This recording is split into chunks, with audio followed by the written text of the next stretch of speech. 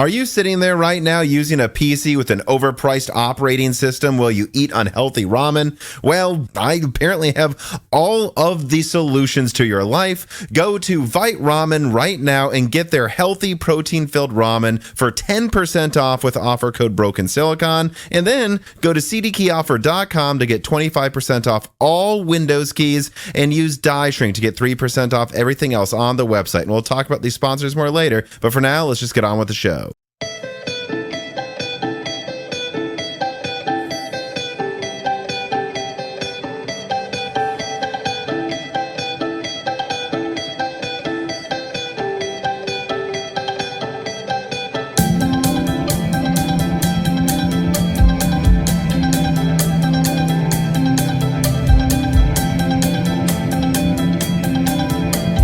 And welcome to Broken Silicon, a gaming hardware podcast. I am your host, Birthday Tom, and today I am joined by my co-host, Birthday in 8 days, Dan. I was gonna say, I would assume you'd at least say almost birthday, Dan. You know, it's funny, both of our birthdays within about a week of each other. I believe my girlfriend and her sister's birthday also is. That's interesting.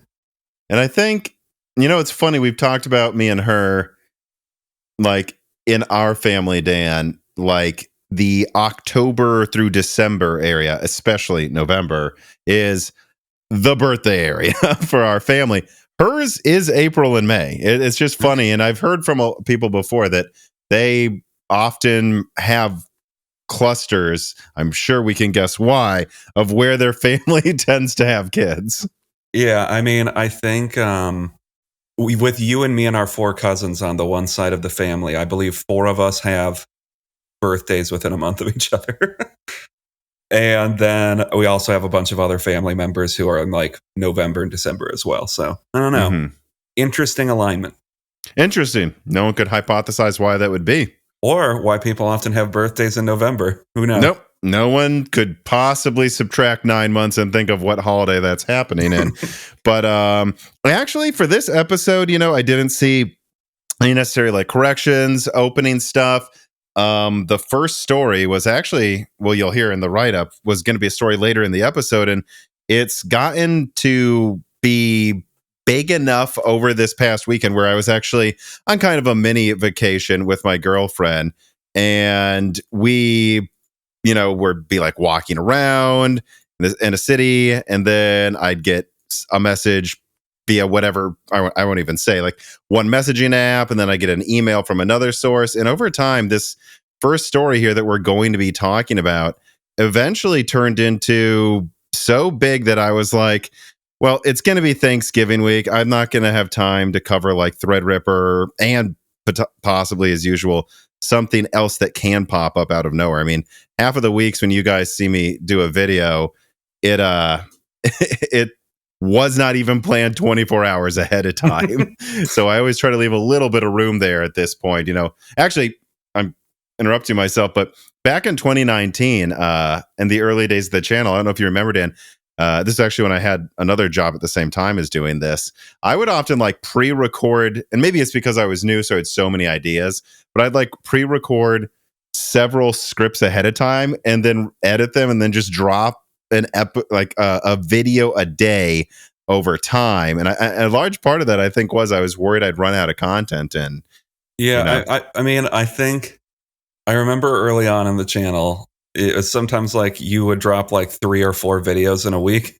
And now it's gone to I think a pretty steady pace of a podcast and a video every week for the most part. Every once in a while, there will be more than that. But that's and if I ever feel like it's a light week, there's usually a Die Shrink for patrons or a Loose Ends live stream I have to do, or we have to do anyways, right? So this idea of trying to make sure there's endless content when you already know there's going to be at least one podcast in that week, and most likely a Die Shrink or Loose Ends, seems silly.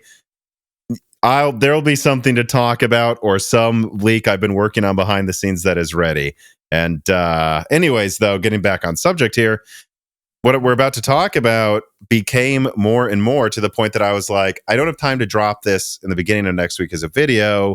But what was going to be a minor story is now just going to be the first one we start with. And so, without wasting any more time, let us get going with story number 1, Meteor Lake OEM chaos leak. On a recent Loose Ends, yours truly shared new power, performance, and OEM sentiment information that continue to heap more cold water on the Meteor Lake hype.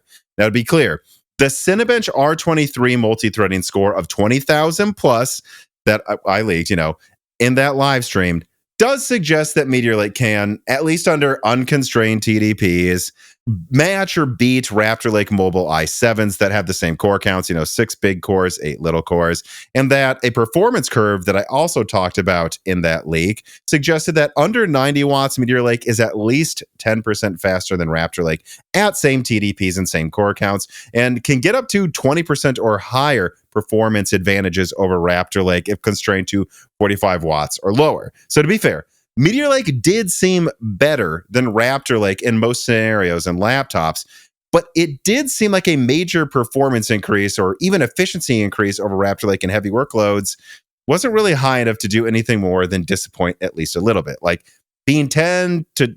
Correct, let me jump in here, Dan. We talked about this offline. Meteor Lake being 10 to 20% faster than Raptor Lake, or maybe even 30% to like 45 watts.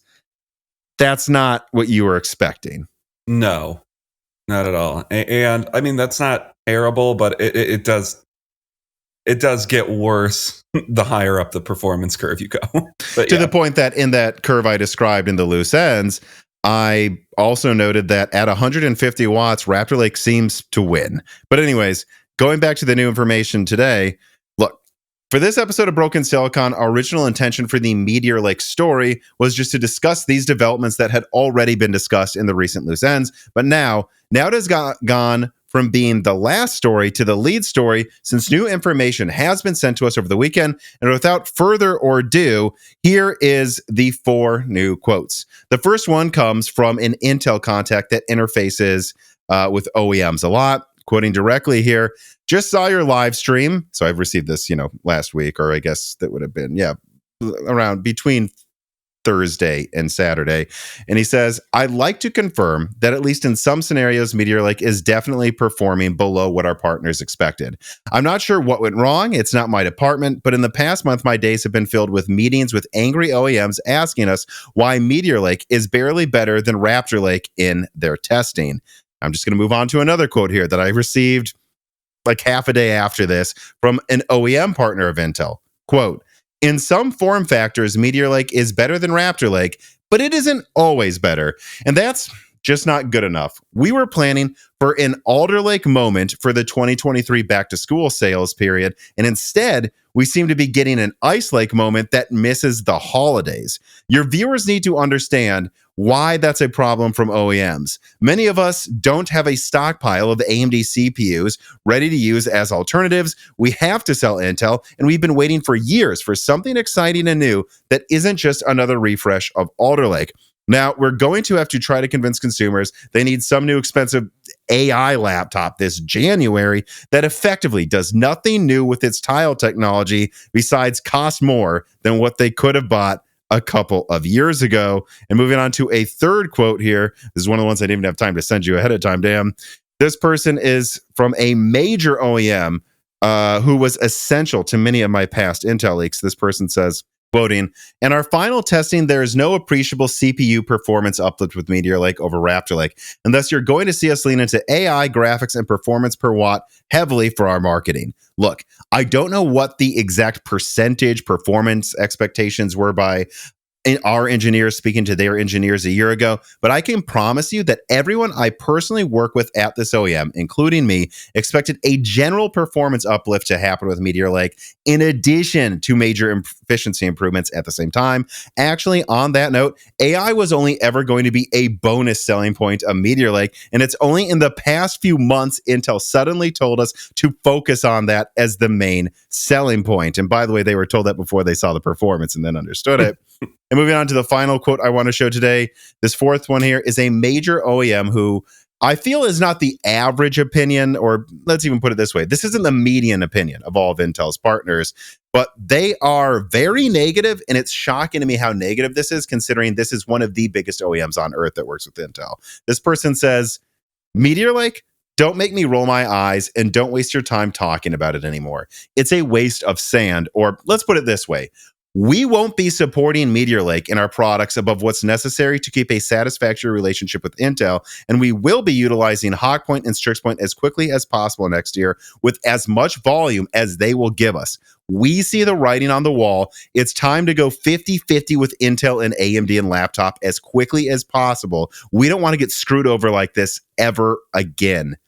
And so there you go. According to every single Intel partner and OEM I've talked to, Meteor Lake is considered a massive disappointment. In fact, multiple contacts compared it to Rocket Lake, not because it uses a ton of energy, but because it seems not worth getting over Comet Lake. And actually, this perfectly explains why desktop Meteor Lake was canceled, as leaked a year ago by this channel. That's because above 150 watts, Meteor Lake doesn't even seem to outperform Raptor Lake by a percentage point. Oh, and don't forget that recent leaks surfacing of AMD's Hawkpoint show it bringing 12% higher performance over Phoenix, and thus putting it all together, it looks like AMD might snowball in laptop next year and certainly through 2025, since Meteor Lake doesn't seem to beat even Hawkpoint, which will launch 1 month at most after Meteor Lake, and then a half a year after that, StrixPoint boosts performance another 25 to 50%, and it could be a whole other half a year to a year before Arrow Lake Mobile is even ready to respond. And who knows what that will even be at this point? I absolutely. Yeah, well, I mean, I've done a leak where I showed like 6+8 and stuff, so I think similar core counts without hyper-threading, supposedly. Yeah, I mean, and you were with me along this, me messaging you over the weekend, like, Dan, this, I won't say the name, OEM just got back to me. Yeah. They're saying they might start shifting to mostly AMD within a few years. Not, which anyone who says that's not a big deal, it's like, well, I mean, if you've been working with Intel as your main laptop partner for forever, I mean, how long has Intel had market dominance before? Yeah, I mean, and then you're saying within 3 years, half of our laptops, 50% of our sales could be AMD laptops. That's just shocking. I mean, the only thing that worries me when I hear something like that is if AMD is able to keep up with the demand that they might have with some of their manufacturers. I mean, not manufacturers, some of their partners, because I could see a reality where a lot of these OEMs just don't have the availability they have if, they don't want to buy from Intel and AMD can't keep up with the demand, which could lead to higher laptop prices. Crossing my fingers that doesn't happen, but well, I think honestly what you would just see in that scenario is AMD just take less market share over time, because Intel will still be making their stuff and wanting to keep their share, and so they'll just sell it for less and fill in that gap, I would assume.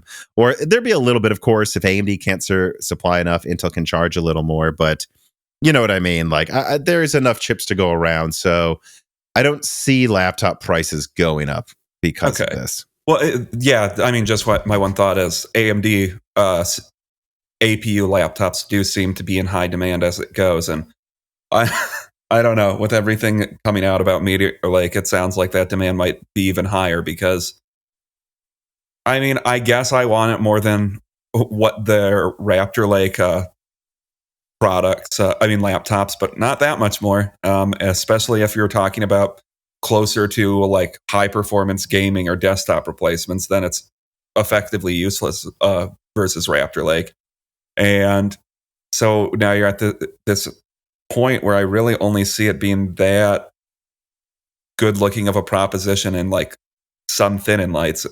But with Hawkpoint, I mean, Hawkpoint's probably going to end up beating this at that power level anyways. So I don't know. The Meteor Lake is looking like it could be the worst generation that Intel has had for laptops, because say what you will, relative to the competition. Yeah, I mean, say what you will about like how Intel has performed over the past like 5-6 years when it comes to desktop. I think they've left a lot to be desired, but I still think they've generally been fine in laptops for the most part. And I think a big part of that is just AMD hasn't really been trying to sell 16-core laptop CPUs until now.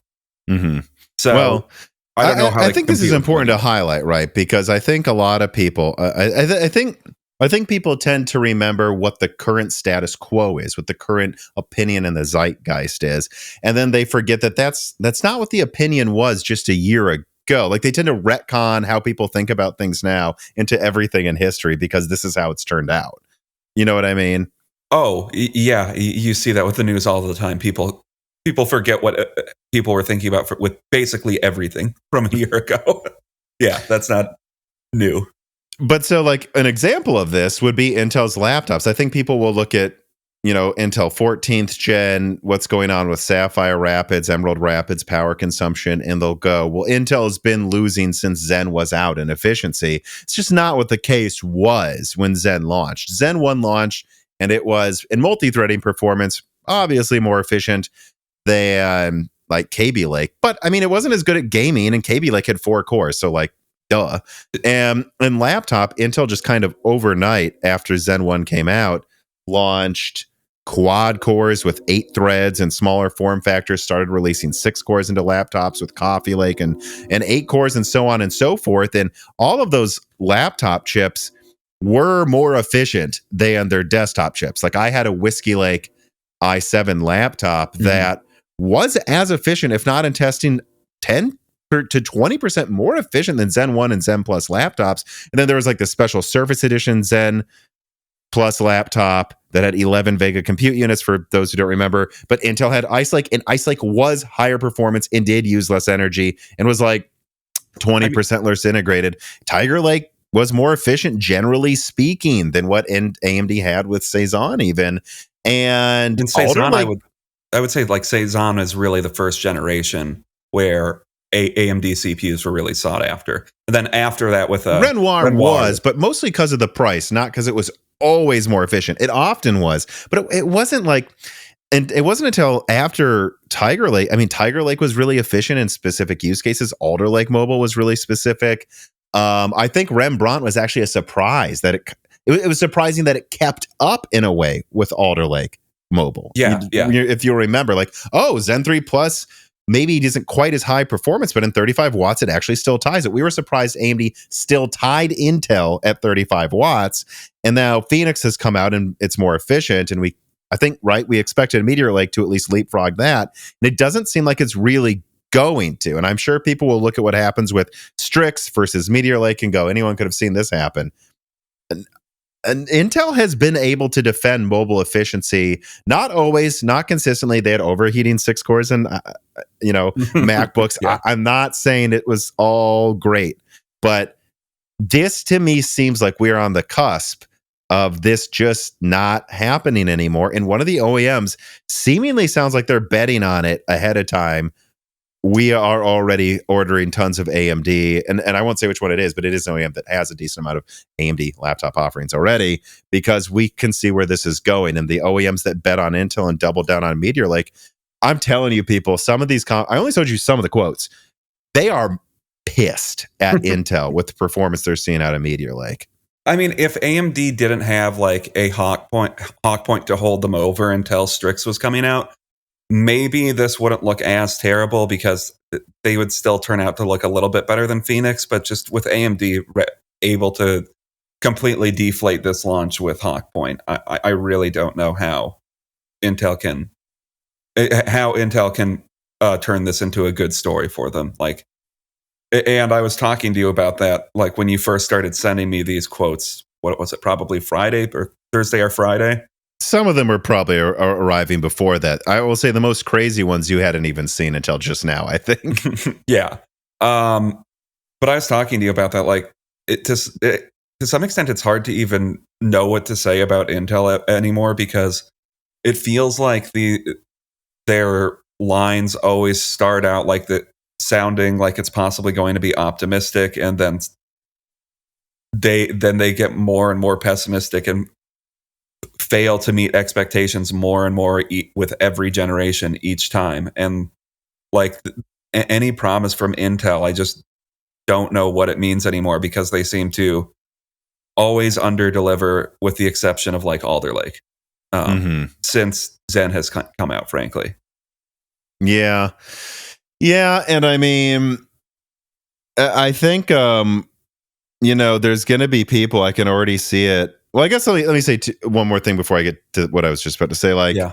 I am sure Meteor Lake in some scenarios will be painted impressively with legitimate numbers. That is to say, I'm sure that in 35-watt scenarios, especially in certain levels of usage, I continue to suspect that in idle and in low usage scenarios, it may have a quite decent efficiency boost over Phoenix and Raptor Lake mobility chips. I think it probably will, but it just seems obvious that there will be the other reviews you'll occasionally see, heavy usage reviews, where people were like, I didn't occasionally browse YouTube and answer emails. I browsed YouTube while answering emails, watched Netflix in 4K, and multitasked in Chrome. And in those scenarios, to me, it seems like Meteor Lake isn't that much more efficient than Phoenix, and Hawkpoint might match it anyways while being significantly cheaper and probably beating it at a bunch of other things. And Hawkpoint's the stopgap to save AMD some time, or I'm sorry, buy them more time for Strix. Yeah. Hawkpoint was never meant to beat Meteor Lake. You can look at their, you can look at that APU lineup roadmap that I put out there and see that it's now going to be Strix up here. And in fact, Strix Halo and Fire Range is their most premium. Hawkpoint's kind of meant to replace what we have now with the 735HS. And instead, it sounds like it will be good enough that it can keep up or beat Meteor Lake. Maybe that's why AMD's pushing back Strix, by the way.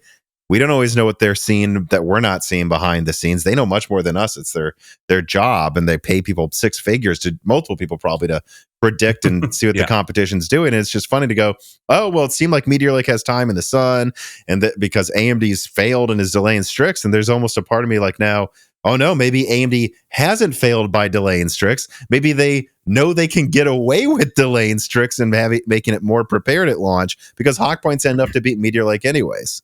Yeah, and ultimately, I don't know what decisions were made for what reason, but I mean, it's kind of hard for AMD to not dunk this layup, so that Intel gave them. Yeah. I mean, I don't know. I guess the thing I also cut myself off before about that I want to say now is I just want to frame, though, I've said, hey, look, I'm not saying Meteor Lake won't have scenarios where it wins. I'm not saying you're not going to see some reviewers review Meteor Lake and say it's more efficient than the competition.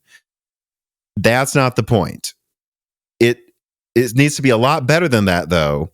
It can't just beat Phoenix. It can't just trade blows with Hawkpoint and be this thing that Intel can rely on to hold market share for a year straight because it costs more to make, and AMD has Strix coming. And I can already see, the people in the comments going, well, two things. There'll be the people that say Meteor Lake actually seems great. It's 10% more efficient than Phoenix or whatever, 20, 30, whatever it is. It's not going to be twice as much, and they have better stuff coming. And then I want to say there's going to be other people too who go, well, Tom, what about all these Meteor Lake leaks you had in the past that said Meteor Lake, is going to be this much better performance than this? And all I can say is, that is what the documents and the engineers at Intel said. And that's also what they told their OEMs. And it's really starting to feel like ARC to me all over again, where I was excited a couple of years before it came out. I hyped it up because what I saw and what people at Intel told me was exciting. And then before launch, it becomes obvious this is not panning out. And then you're just going to have the other people attack me for being an Intel hater when I'm the one who was excited about Meteor Lake. I'm the one, again, just like ARC. I leaked Redwood Cove, exclusive leak for Moore's Law is Dead. And I can just promise you, if it sounds like I'm hating, I'm not. I'm just this disappointed. And it's because I knew that they wanted to achieve far more than this. And anyone who thinks I'm making that up, you think Intel wanted to launch something that costs more to make than Raptor Lake, comes out a year after it and loses day. That was intentional. Come on. Yeah, and that just goes back to like what I was saying earlier. It's hard to even talk about Intel at this point because I don't know what to. I don't know what, when they're talking to their partners and when they're talking to the public, how much of it is just complete BS because they seem to their number one product seems to be slides that overpromise that overpromise on what the product is going to be 2 years later. Mm-hmm.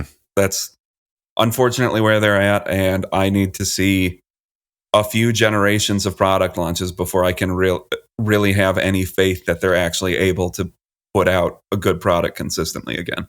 Mm-hmm. I guess the final thing that I kind of definitely want to bring up about this story is I just want to make sure I make it clear, like, again, I've touched on it, like, this isn't good enough. They wanted an Alder Lake moment. Instead, they have something that costs more to make than Raptor Lake that's not better. And we have to tell people, you know, better at 45 watts. Then Raptor Lake, yeah, but it's not double. It's crazy. But I just want to point out, like, we have to still wait and see how good the graphics performance is. That's true. I'm standing by the fact that I'm standing by this thing that it should at least be around Phoenix performance. I know that there's been some benchmarks that have come out. I've had people suggest to me, I think it was an OpenCL one, that Meteor Lake's underperformance there, that tends to be one they don't do as well in. Just like I think they tend to do well in time spine stuff, and we don't know if its final drivers and so on and so forth. I still expect Meteor Lake to at least be competitive with Phoenix, but man, if it loses to Phoenix and integrated graphics, and I guess I always suspected actually that in synthetic benchmarks they'll win, and in games they'll be a mixed bag, because, well, it's ARC, that's how their performance goes. But I would say, yeah, if it doesn't beat Phoenix by at least 10% on average in real games, this is a real nothing burger of a product for an OEM to choose, because, and I just want to make this clear, even if, you know, Meteor Lake is, let's say, 15% faster than Phoenix in integrated graphics performance, all right, but it costs more, and its gaming CPU performance is probably not better. And it doesn't really seem to have a smaller TDP requirement if you're using it heavily. So it has to basically be by itself to even make sense. Like pairing this with a graphics card, and like if Meteor Lake's graphics underperform, you're not going to pair this with a graphics card because it costs more than pairing it with Raptor Lake or pairing it with Phoenix. Okay, so then this is now in a scenario where you want to use it with integrated graphics. Well, if it loses to Phoenix, then it's not going to be gaming focused, because if you try to market it for gaming, you have to put an ARC sticker, and all OEMs tell me they want to avoid putting an ARC sticker on their laptop like the plague. And so, because if people see ARC, all they know is not reviewed well. And so that means this is a situation where Intel is going to go into, or Meteor Lake would go best into laptops at like 35 watts that are expensive, but not for gaming. I mean, that's a real niche situation there, you know, is what I'm trying to point out. Yeah. If you're an OEM, you want to put an Nvidia sticker if it's for gaming, or you want to be able to sell it for less if it's an AMD one, or market it really to those Ryzen, you know, RTX 4060 laptop buyers. But, you know, if you don't have a 4060 or a 7600, you're not marketing to those people. And if you know, okay, but then if you try to sell it by itself, it costs more. Yeah. So it's hard to find what they would really use it for. And that was really what made me make this the lead story, is getting that quote from an OEM saying they plan to stock it, but not as much as the previous gen of Intel. They plan to increase AMD laptop orders. Yeah, I mean, it makes sense. Like that, it's for no one. I mean, I guess the most optimistic light you could look at it in is maybe it's more efficient for like light browsing tasks and stuff like that, which is, to be fair, what a lot of people do with their laptops. But if you're getting use it from light browsing, who's spending over $1,000? I know that's an argument for it being like in $600 laptops or something. That's not the hottest market to advertise about. Like, we run $600 laptops. Right. And if that's what you're going to get into, Intel's already got margin problems. You don't want to deal with that. And, you know, again, like, I guess the only other thing I'm thinking about now I could also point out is just when they say this is going to be for AI, I guess I don't want to put my foot in my mouth here, because I want to see the AI benchmarks first. But I don't know. I mean, early reports don't seem to suggest it's like 4 times faster than Phoenix and AI. And if you're going to market these laptops that cost more than a Phoenix or a Hawkpoint laptop as being for AI, you'd want them to at least be like twice as fast at AI with specific uses for them. And no one's even sure what they're going to market these doing with the neural engine. The big silicon manufacturers, they do at some point need to do a better job of explaining what the average person is going to get a benefit out of having a neural engine on their CPUs, because as of right now, they are just saying it's on there and you're going to like it, but they don't really do a good job of explaining exactly what it's doing. Well, actually, on that note, Carbon Cry writes in and he says, is there a better way to satisfy the Windows 11 AI 50 TOPS requirement than to run your Radeon 7 as your GPU and a Vega 64, which does just above 50 TOPS as your AI coprocessor? I mean, I think he just came up with the best advertisement for Radeon 7 in years, Tom. Just buy Radeon 7, which I wouldn't be surprised if it still is pretty expensive for some mining algorithms, so that you can use it for Windows Hello. Yes. But which probably doesn't even need that much AI performance for that. But I think this brings up a good point, though, because this came up in the Moore's Law is Dead Discord recently. Like, what's going on with AMD or Intel putting neural engines on desktop? Meteor Lake, Phoenix has had it for half a year now. Meteor Lake's going to have it. Hawkpoint will have 60% more AI performance than Phoenix, according to the slides I leaked. What's going on with desktop? Do we need to start making M.2 neural engine sticks? And Carbon Cry points out that you can get a neural engine 5 times the AI engine performance of Phoenix by just having an old Radeon set, or even just Vega 64. An old 14 nanometer Vega 64 is 5 times faster than Phoenix's AI engine. Yeah, I think that's why AMD and Intel probably aren't that rush. If you have even an RTX 4060, 3060, you can probably do all these AI tests. Yeah, now the graphics card, while it's doing that, will maybe consume 50 to 150 watts, but so, like, for how long? Like, it doesn't really matter, and long term that will change, but right now no apps use it. So for the next 3 or so years, most uses of AI will probably be fine on a graphics card that boosts up to 100 or 200 watts for 1 second until we're really using it heavily, So that's also why I don't think you see potentially Zen 5 or even just Raptor Lake 14th gen Intel breaking a sweat that it won't have a neural engine all next year. Just wanted to point that out too. All right. Feeling like you're imprisoned by ridiculous pricing on Microsoft software? About to give up on finding reasonable prices for stuff you're basically just forced to use?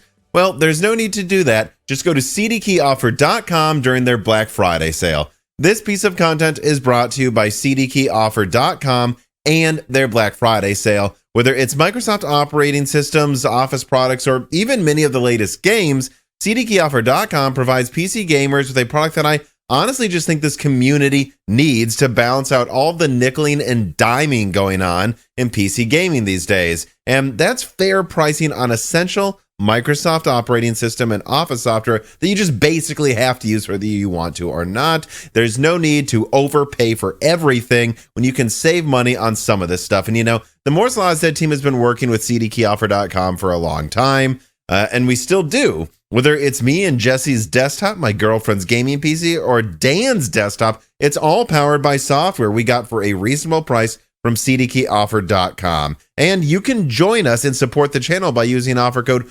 BrokenSilicon to save 25% on Microsoft software, or you can use the code DieShrink to save 3% off everything else on the website like Steam, EA, or Ubisoft keys. Using either of these codes helps Moore's Law is Dead, and it saves you money. So support yourself and this channel by supporting cdkeyoffer.com with those offer codes today. Speaking of breaking a sweat, let's move on to some reviewers that broke a sweat over how mad they were at this next story. Intel APO tested for 14th gen and denied to previous Intel generations.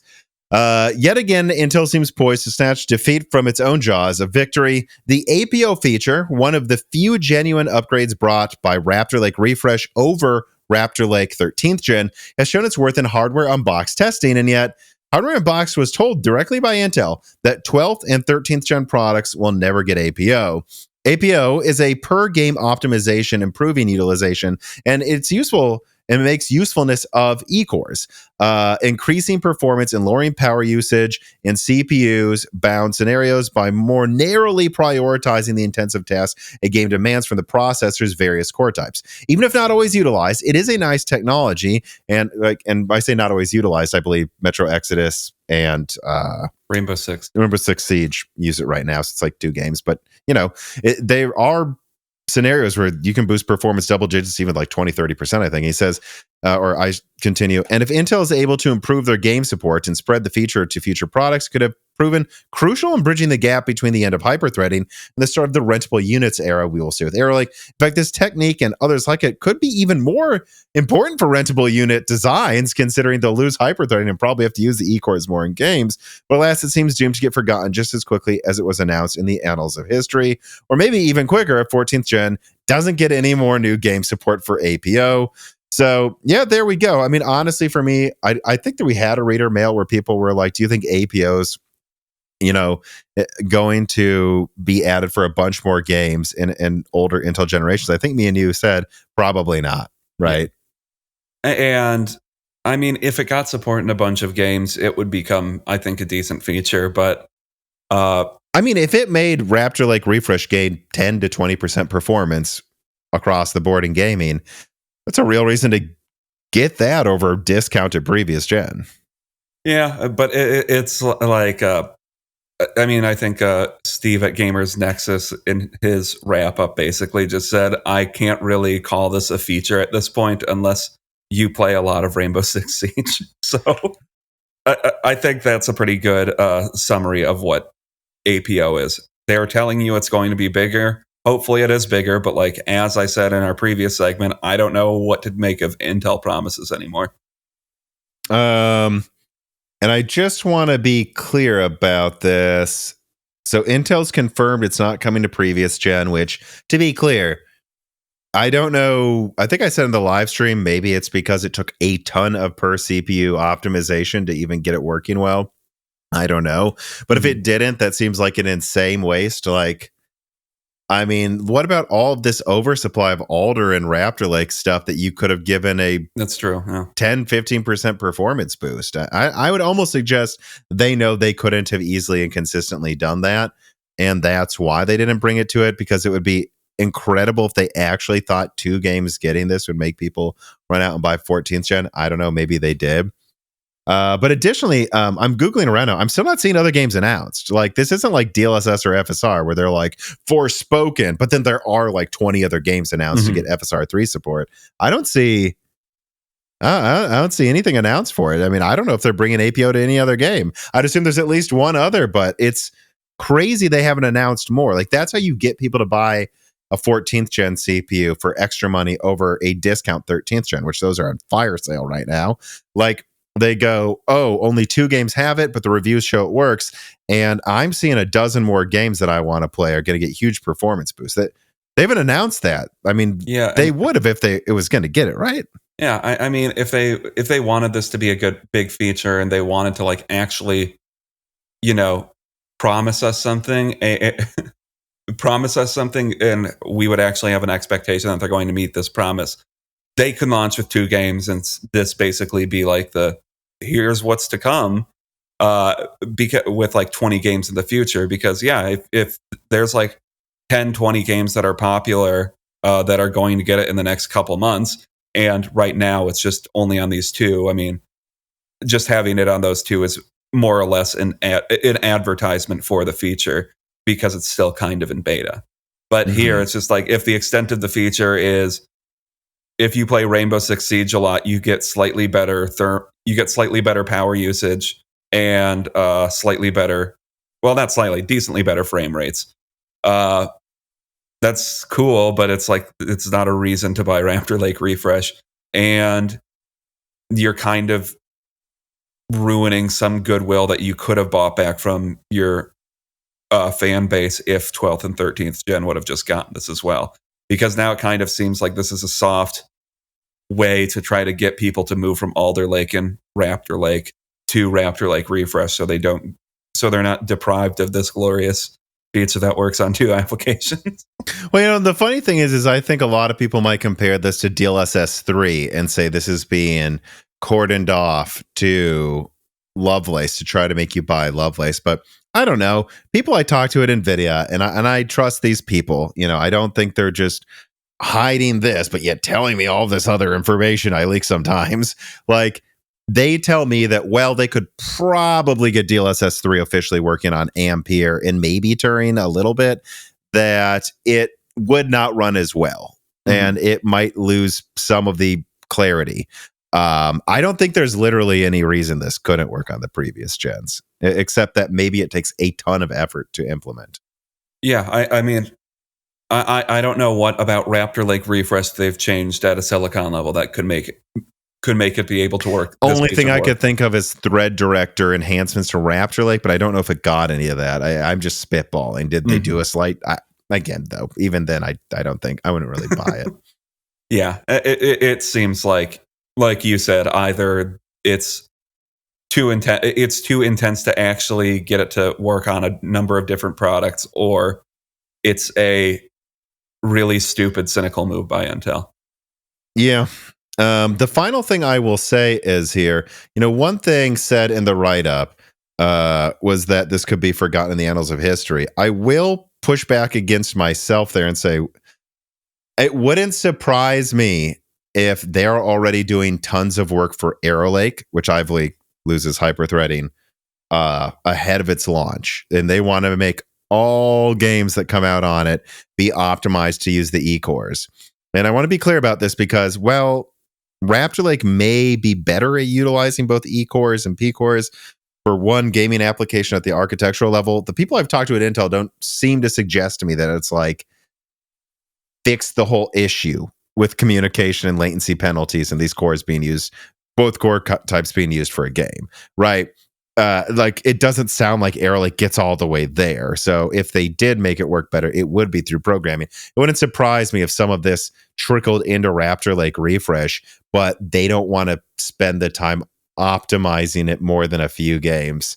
And it's not going to be forgotten. It's just, it might not be talked about anymore for Arrow Lake, and they called it a special name just to try to sell Raptor Lake refresh. But really, this is part of a major driver initiative to make Arrow Lake better at gaming because it's losing hyperthreading, or better than it would have been had they not done it after axing hyperthreading.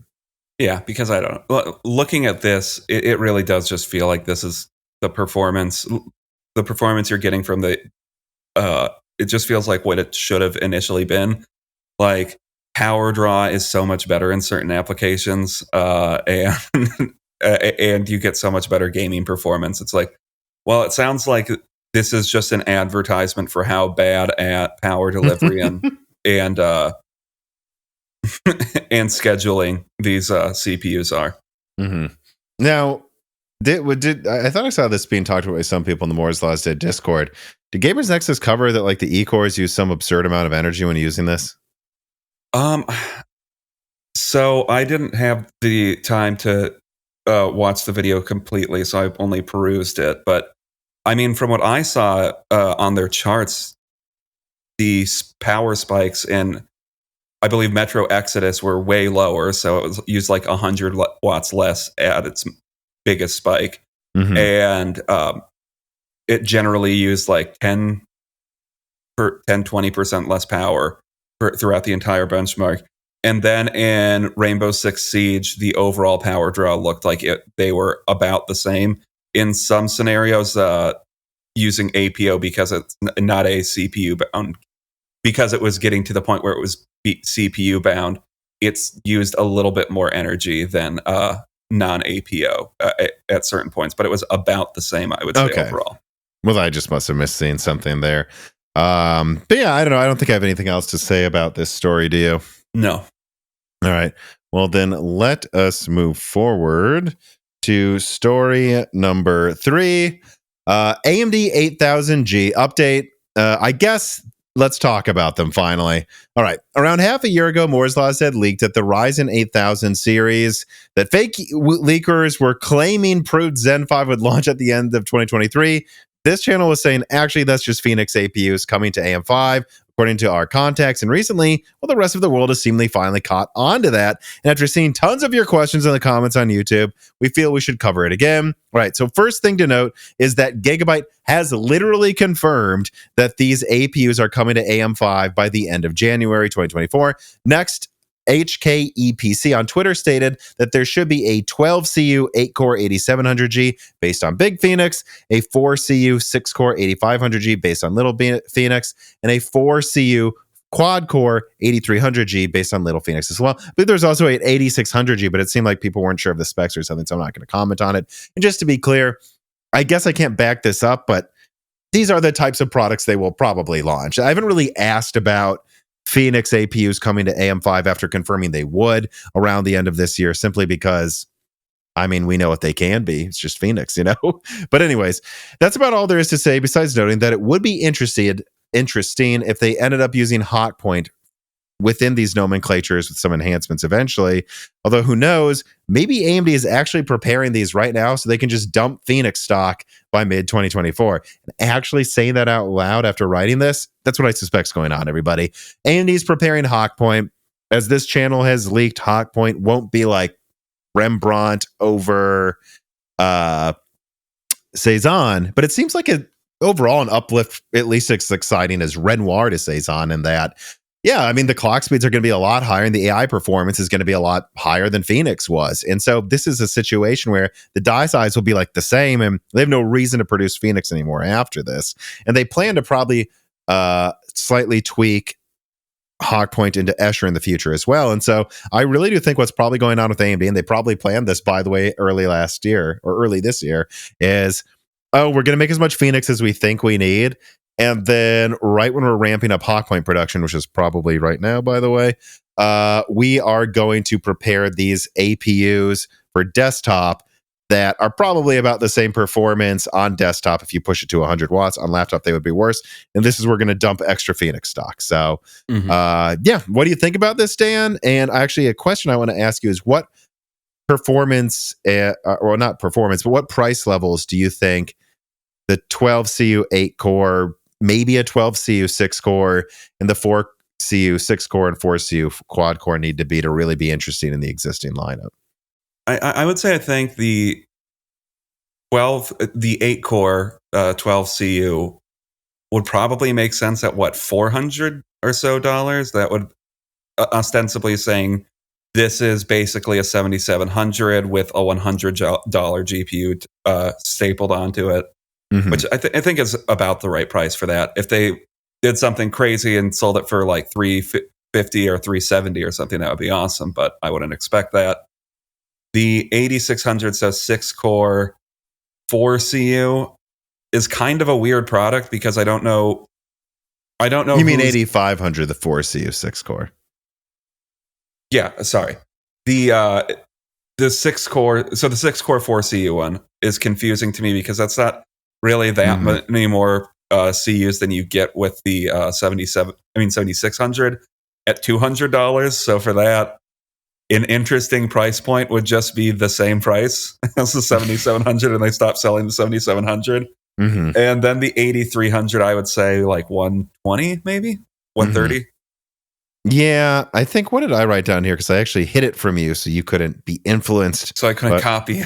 Because you can't copy my information. I wrote down ahead of time that I think the 12 compute unit, so this would be, the performance of a 1650, about with an 8-core that's probably as strong as a 7700, maybe a little weaker than a 7700, but has an AI engine in it. Maybe you can use. I don't know if they would disable that on desktop, but if you don't, maybe that could be something in the future.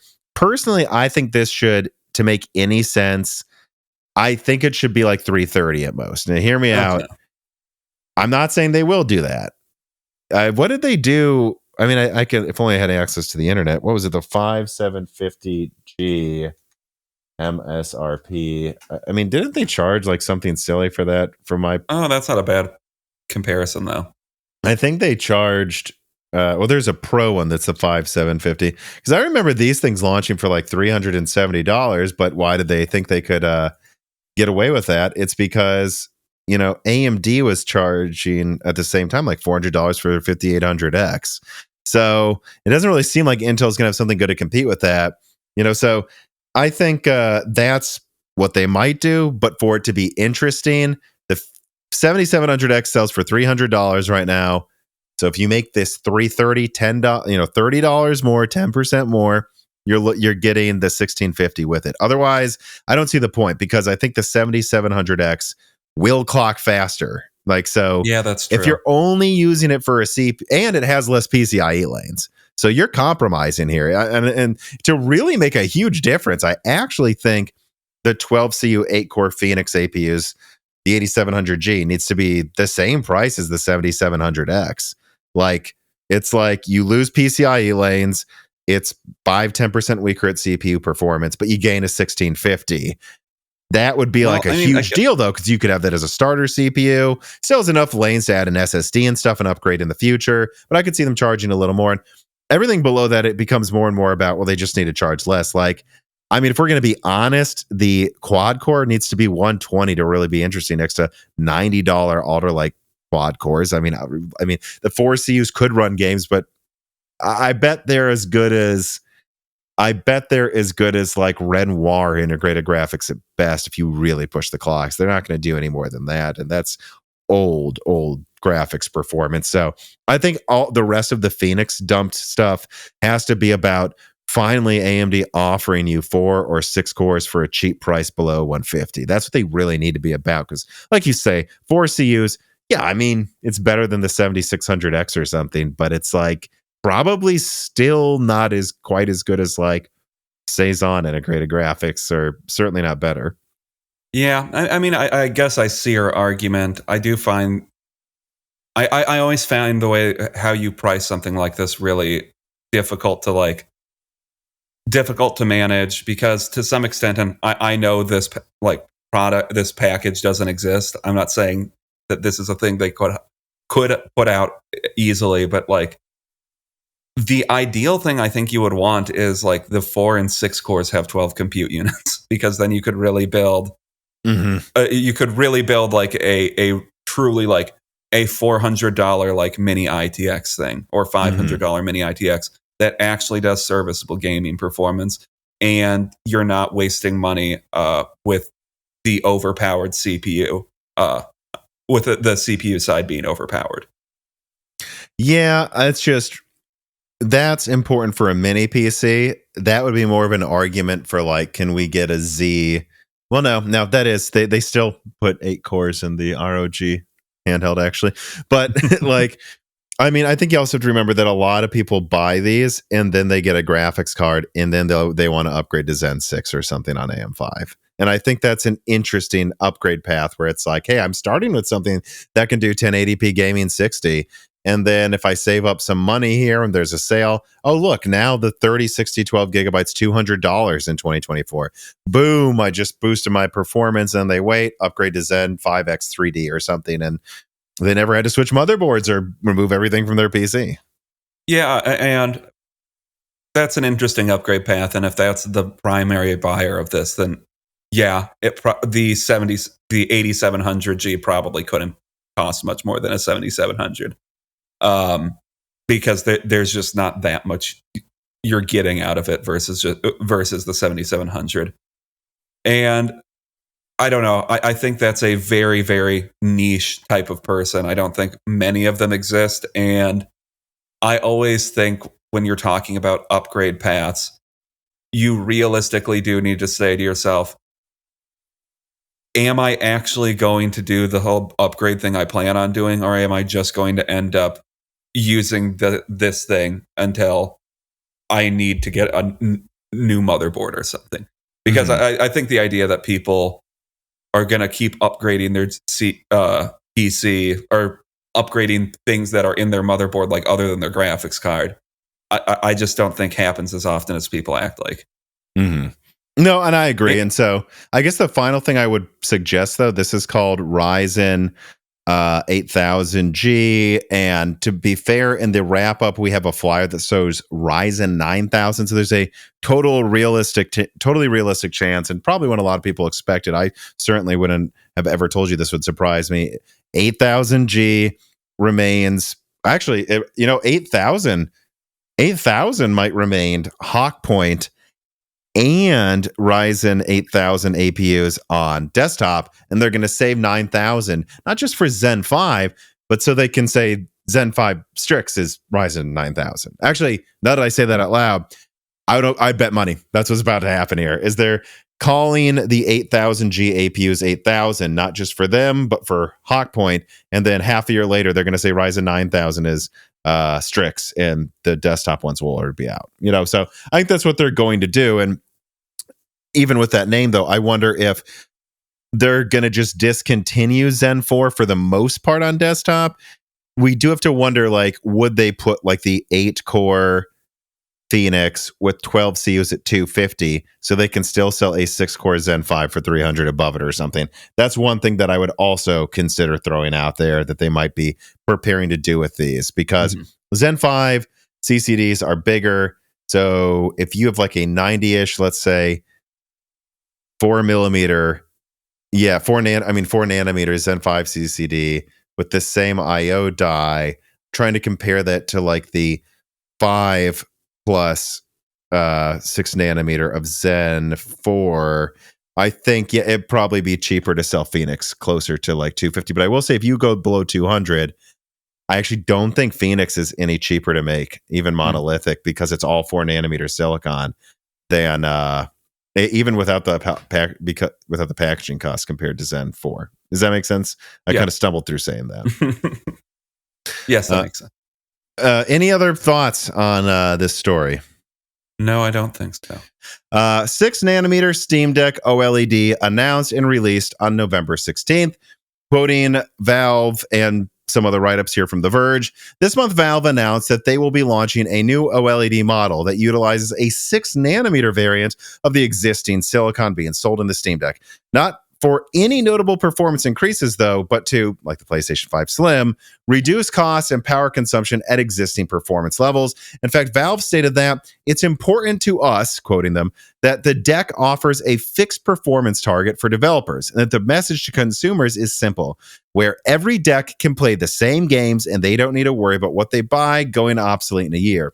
We also don't want more performance to come at a significant cost of power efficiency and battery life. And so I don't anticipate such a leap to be possible in the next couple of years, but we're still closely monitoring innovations in architectures and fabrication processes to see where things are going there. Valve sees the Steam Deck then more as a console, which shouldn't surprise you. And it also shouldn't surprise you that they would call something that they're calling a console like a console, but because also the Steam Machines project was also a attempt to console-ify PC.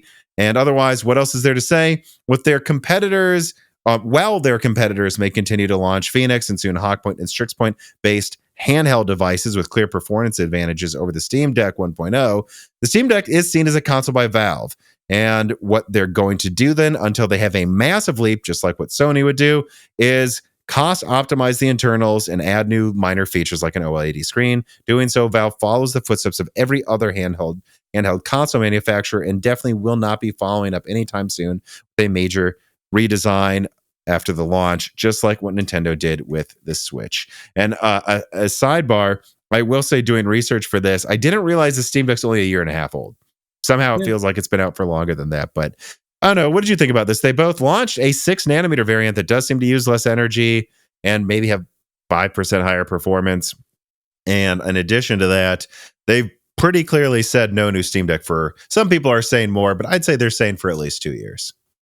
Yeah, I mean, it depends on your philosophy on it. I think the handheld PC thing is, I think it's very hard to thread the needle of like what exactly should go in there, because you want something that has a long battery life for gaming while it's not charging. So you can really only use APUs, and I just don't think the APUs are quite there. where you can have a handheld device that does good gaming performance with longevity. So, I mean, I think the Steam Deck is going to feel pretty long in the tooth by a year and a half from now. So 2025 might work, like whatever, if AMD is following up like Strix with whatever they have next, that might be perfect for them. But Zen 6 and RDNA 5. Yeah. That might be perfect for them, assuming like the lower power variants don't use too much energy. Because I get what they're saying. They don't want to just put out a new product every year. That makes sense.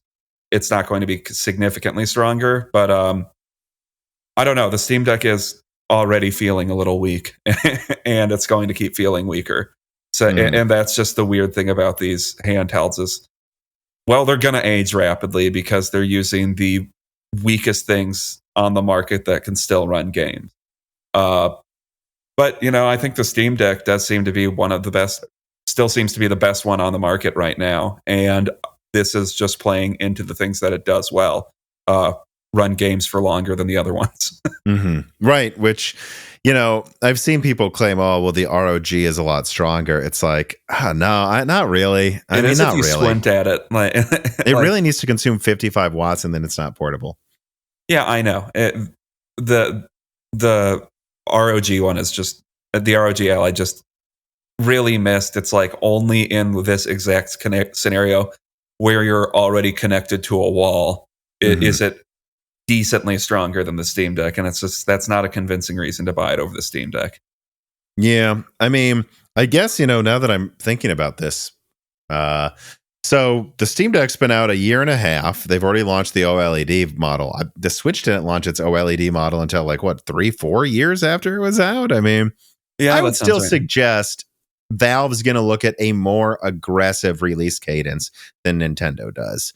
And I would guess that's going to be a 3.5 to 5 year cadence, not like a 4 to 6 year. Like, I think they're going to, if you think about what would be out around then, so it's been out a year and a half. It's late 2023. So add 3 years or 2.5 years. So it's exactly 5 years old. That would be early 2026. I've already leaked that Zen 6 is meant to launch on desktop or at least server at the end of 2025, meaning their APUs will be ready early 2026. I would suggest that's probably what they're targeting, especially because what do they have now? They have like 8 CU, RDNA 2, and I guess right now if they had a custom variant, the Phoenix one isn't really good enough. It's really meant to be weaker than that, the 4 CU one. Who knows? I think maybe the Kraken might be something that's like 8 or 12 CU, right? Yeah, I'm guessing 2 big cores and 6. Well, they're all big cores, but 2 non-C and 6 C cores for Kraken in 2025. And so I'd assume there's some follow-up to Kraken in 2026. That's probably Zen 6 with like 16 compute units of RDNA 5. And that would get you something 1, 2, at least 5. I think 5, at least 5 times stronger, double the compute units, a couple new levels of architecture upgrades. So, and I think that would be something where you'd be going from a bit better than PS4 base performance in a handheld to like kind of PS5 performance in a handheld. And at that level, that's a whole new ball game of what games this can run well. They could probably firmly market it for 60 hertz, 1080 or even 1440p at like low settings, or 1080p. Yeah, I'd say so. That's I'm pretty dang confident that's what they're waiting for, everybody. Early to late 2026 with something that's, I'd guessed, 16 to 24, maybe 30. Who knows how small compute units will get by then. You have to remember RDNA 5 compute units. That's what I would think. So that they can match PS5 performance or be close enough, just like they basically match PS4 performance with some bonuses with the original Steam Deck. Yeah. I mean, I think Valve's strategy so far has made sense. There wasn't really a reason to go with Phoenix over what they already have and make a new Steam Deck with it. It's not stronger enough. And I assume Hawkpoint is going to be the same story. So the first APU that I think they would even consider upgrading to is Strix Kraken. Point. Oh yeah, Kraken, not Strix Point. Yeah, it is Kraken. And I think there's a case to be made, but if they want to have long platform support, that's fine. If they think that they can make the Steam Deck last another year playing PC games, which maybe it can, and then a year or a year and a half after that, they come out and they really deliver something impressive with the Steam Deck too. Mm-hmm. Yeah. Well, it's that time of year again. The time of costumes, family, friends, and of course also eating lots of unhealthy candy and food. It's also simultaneously usually when most people are crunching to finish up the work they need to for the year before the holidays, and while you're crunching, that usually means you're also likely to eat other unhealthy foods in between those bouts of eating unhealthy food with family and friends. Well, that's of course unless you eat Vite Ramen. This piece of content is sponsored by Vite Ramen. Vite Ramen is a healthy, tasty, and shelf-stable food crafted by an American startup that offers tons of options for eating healthy, like their classic packages that make it easy to add protein and other ingredients of your choice, including new flavors like Radiant Crab Roux, and also their Ramen Go packages that offer a healthy microwavable option for those who truly only have a 15-minute lunch break that's sometimes away from home. Or they also have other healthy products like their Nano Boost powder that makes any food at least a little healthy. Click on the link in the description and use the offer code BROKENSILICON to get 10% off a variety of products from Vite Ramen, like special bundles for Moore's Law's Dead fans, raw nudes if you want to make up your own recipes with their noodles, and other food products, powders, and utensils, and more. They really are a plucky small startup that has been really good to Moore's Law is Dead for years now, and I also genuinely like their product. So if you want to support Moore's Law is Dead, try Vite Ramen, and just clicking on that link in the description really helps a ton, but buying their product and using the offer code BROKENSILICON, of course, helps the channel even more. Try Vite Ramen today. Let us move on to story number 5. R7 5700X30 and R5 5500X30 allegedly being readied. Quoting here from Video Cards, as per information from Chilladog on Twitter, AMD is reportedly in the process of developing at least 2 additional CPUs in the Ryzen 5000 X3D series. The 2 CPUs are the 5700X30 and 5500X30, supposedly with clocks 300 to 400 megahertz lower than their already launched counterparts. The size of the launch is uncertain, as very little information has been leaked so far, but this would make sense. As AMD extends the lifetime of their Milan server parts, they would have more extra, less efficient yields of Zen 3. And it would make sense they'd want to keep selling them into gamers, and to keep up in performance, having them have X3D on them and focusing on that is probably a smart thing to do. That means that either they will have a large, I already explained that there in the rest of the write-up. So it makes sense to release it. And also, I think it should be pointed out that right now the 5600 X30 is Micro Center exclusive. So in some ways, I would argue the 5500 X30 is a way for them to sell 6-core X30 to the worldwide market outside of Micro Center. Any thoughts on this, Dan? I mean, I think the X3D things are great that they keep making them. Zen 3 is still very much a viable generation of CPUs to game on. There's no reason you need to get the newest one if you're trying to save money. Sure, if you want 8-core performance and you don't want to spend the money to get a 7800 X3D, or even the 5800 X3D, and you want to save, I don't know, I would expect at least another $50 or $70 off of that. Yeah, sure, get the 5700 X3D, assuming it gets a wide launch and isn't some other weird Micro Center exclusive deal. Yeah, I guess the only thing I really want to look up to be a completionist on this story is how much are AM4 motherboards selling for now? Because it's just so funny to go to like Newegg or Amazon CPU bestsellers, and it's dominated by Zen 3. And I remember when Alder Lake came out, and even into Raptor Lake, people would say, what is AMD going to do? I know it's Zen 4. It was mostly Zen 4. When Zen 4 came out, people said, well, Zen 4 doesn't support DDR4. How is AMD going to get people to buy Ryzen when Raptor Lake supports both DDR5 and DDR4? My answer continued to be, they will buy Zen 3 for less. Yeah, like if you're on a budget, you're going to be on a budget, want to save even more. And Zen 3 is more than enough for gaming. Yeah, 120 hertz. it's like when I say the 7800X3D is the CPU to get, what I mean is if you're sparing no expense, like you want to spend up to like even $3,000 on it, there's no point to get something more expensive if this is a primarily gaming CPU. I mean, system. So get a 7800X3D.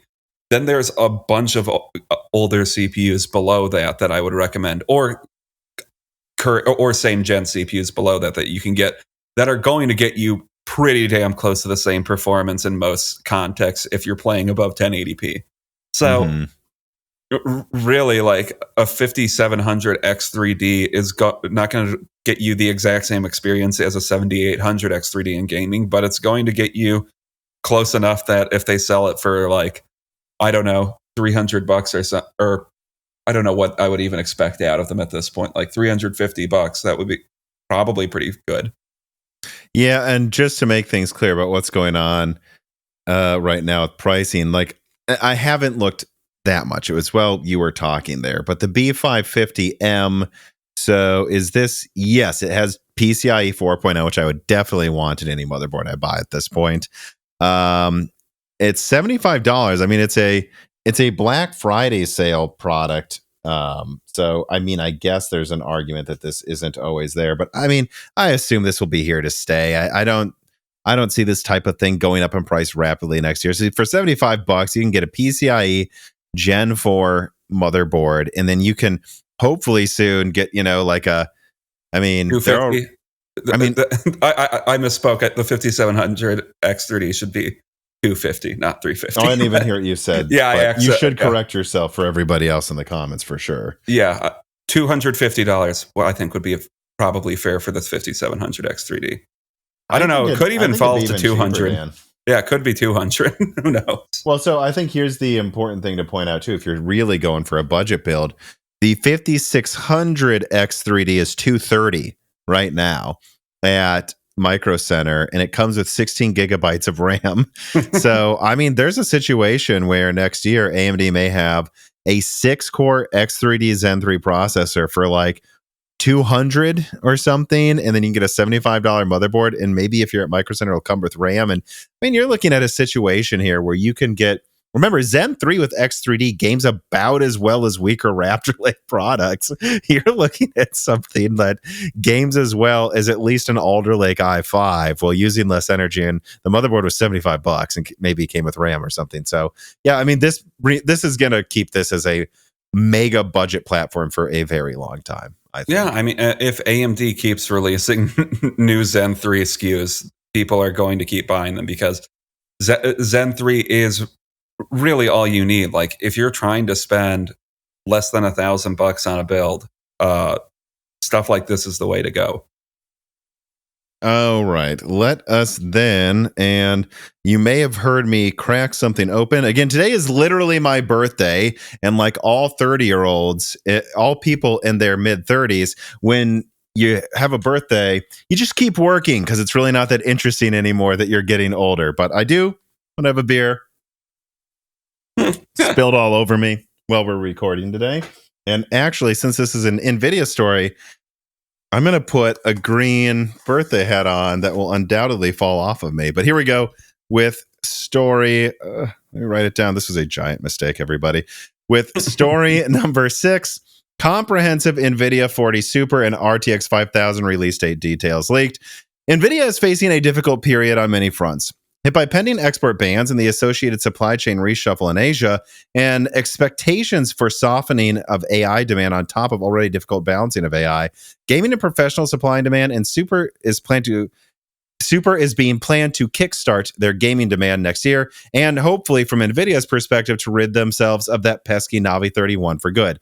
In summary, as comprehensively leaked by this channel, Super is intended to be announced just before or at CES, with launches staggered by the weeks after it to maximize media impact. So in other words, let's say if in mid-January, and I'm not sure of the exact date, but if in mid-January the 4080 Super launches, I would expect a couple days or a week later, you see the 4070 Ti Super and so on and so forth Lovelace is expected to gain a ton of promotion from the media with these new revisions. And the first one that we will talk about is the 4080 Super 16 gigabyte. It's meant to, as quoted by this channel, take on the 7900 XTX head on with the best 8103 yields, blazing fast 24 gigabit per second memory, and all of this should get it a 6 to 9% improvement in performance over the existing 4080, while landing at a $999 price point.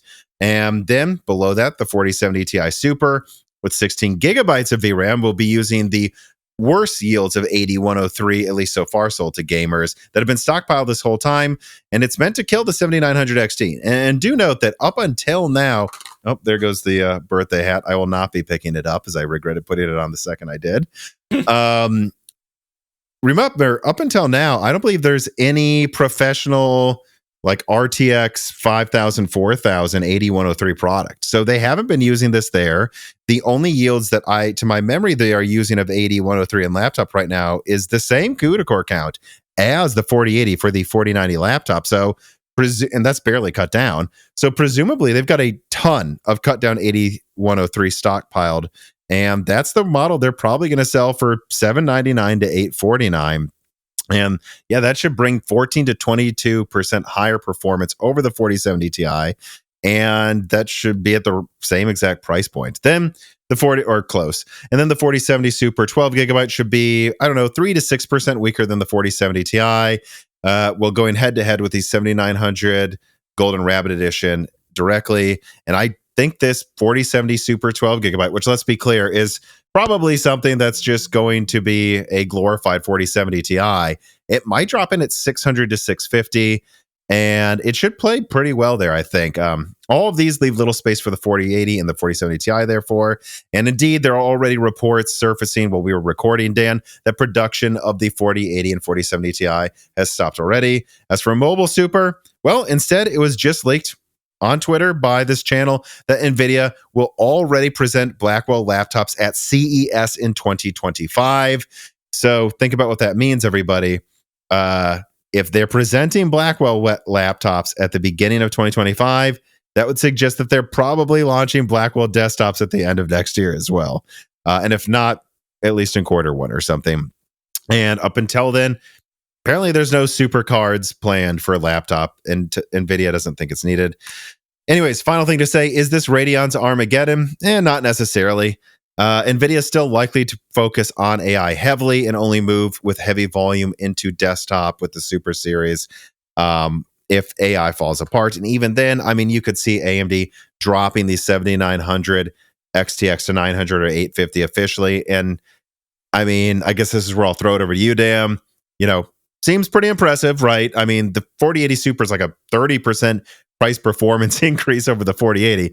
It's $200 less than the 4080, probably about 8% stronger. The 4070 Ti Super is going to probably be about, 10 to 15% weaker than probably 20% weaker than the 4080 Super, but now $800, which is technically below the MSRP of the 7900 XT, although in de facto, it's actually probably still going to cost more.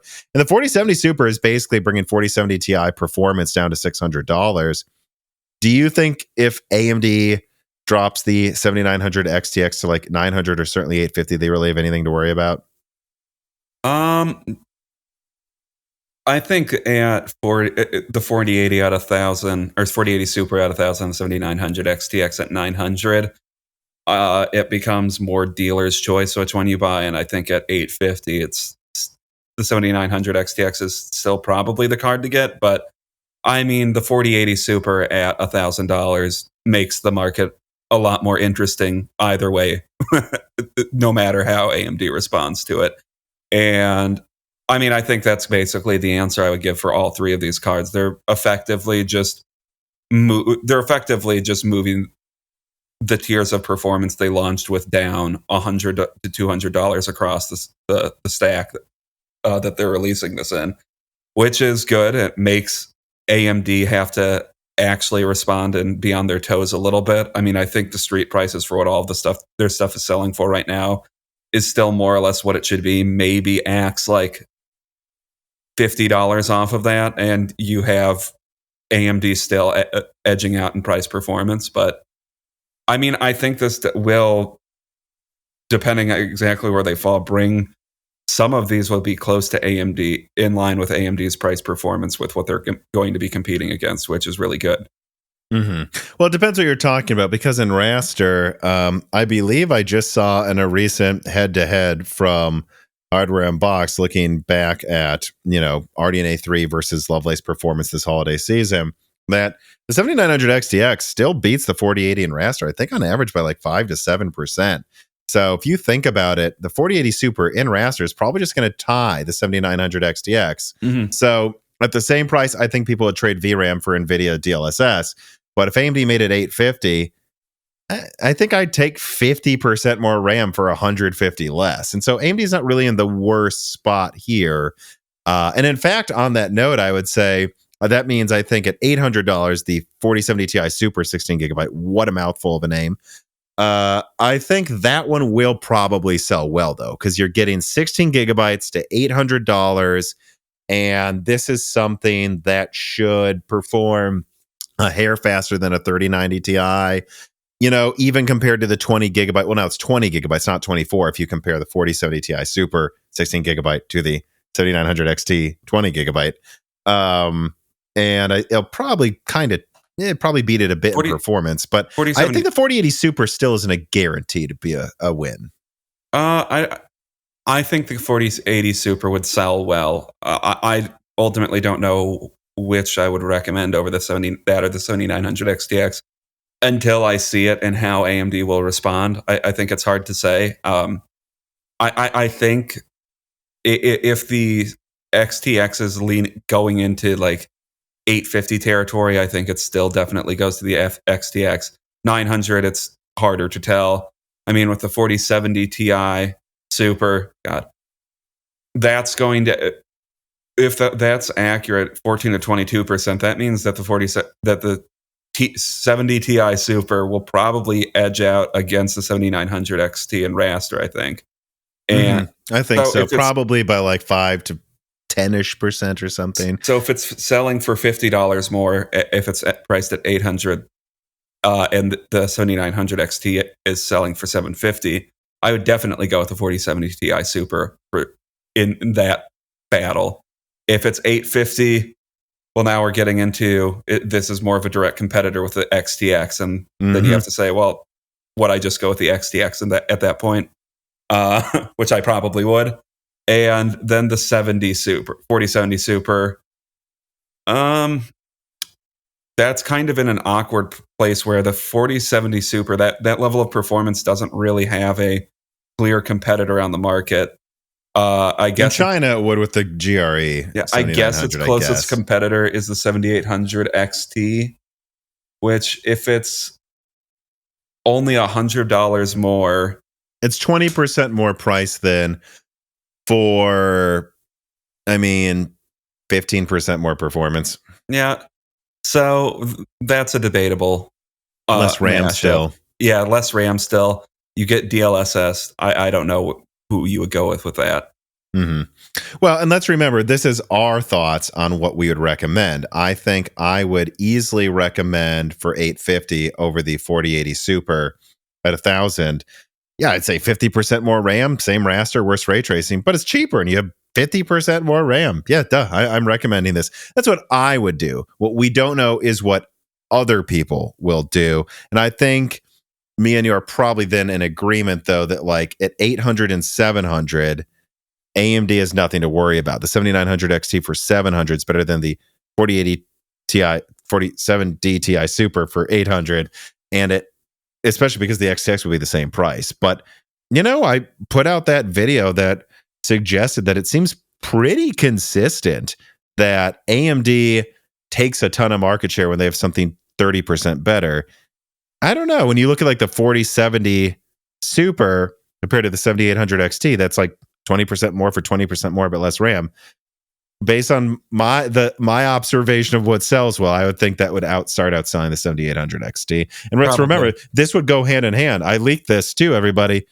The 4070 is probably going to get an official price drop. And if it's already drifting down to 520, if that it's probably going to be 550 is the official MSRP, but that would mean the non-official prices might grow towards 500, and it's already picking up in sales. I think that's where Nvidia starts matching 7800 XT sales. The 4070 is the same price because people want a 30% better AMD to buy it usually.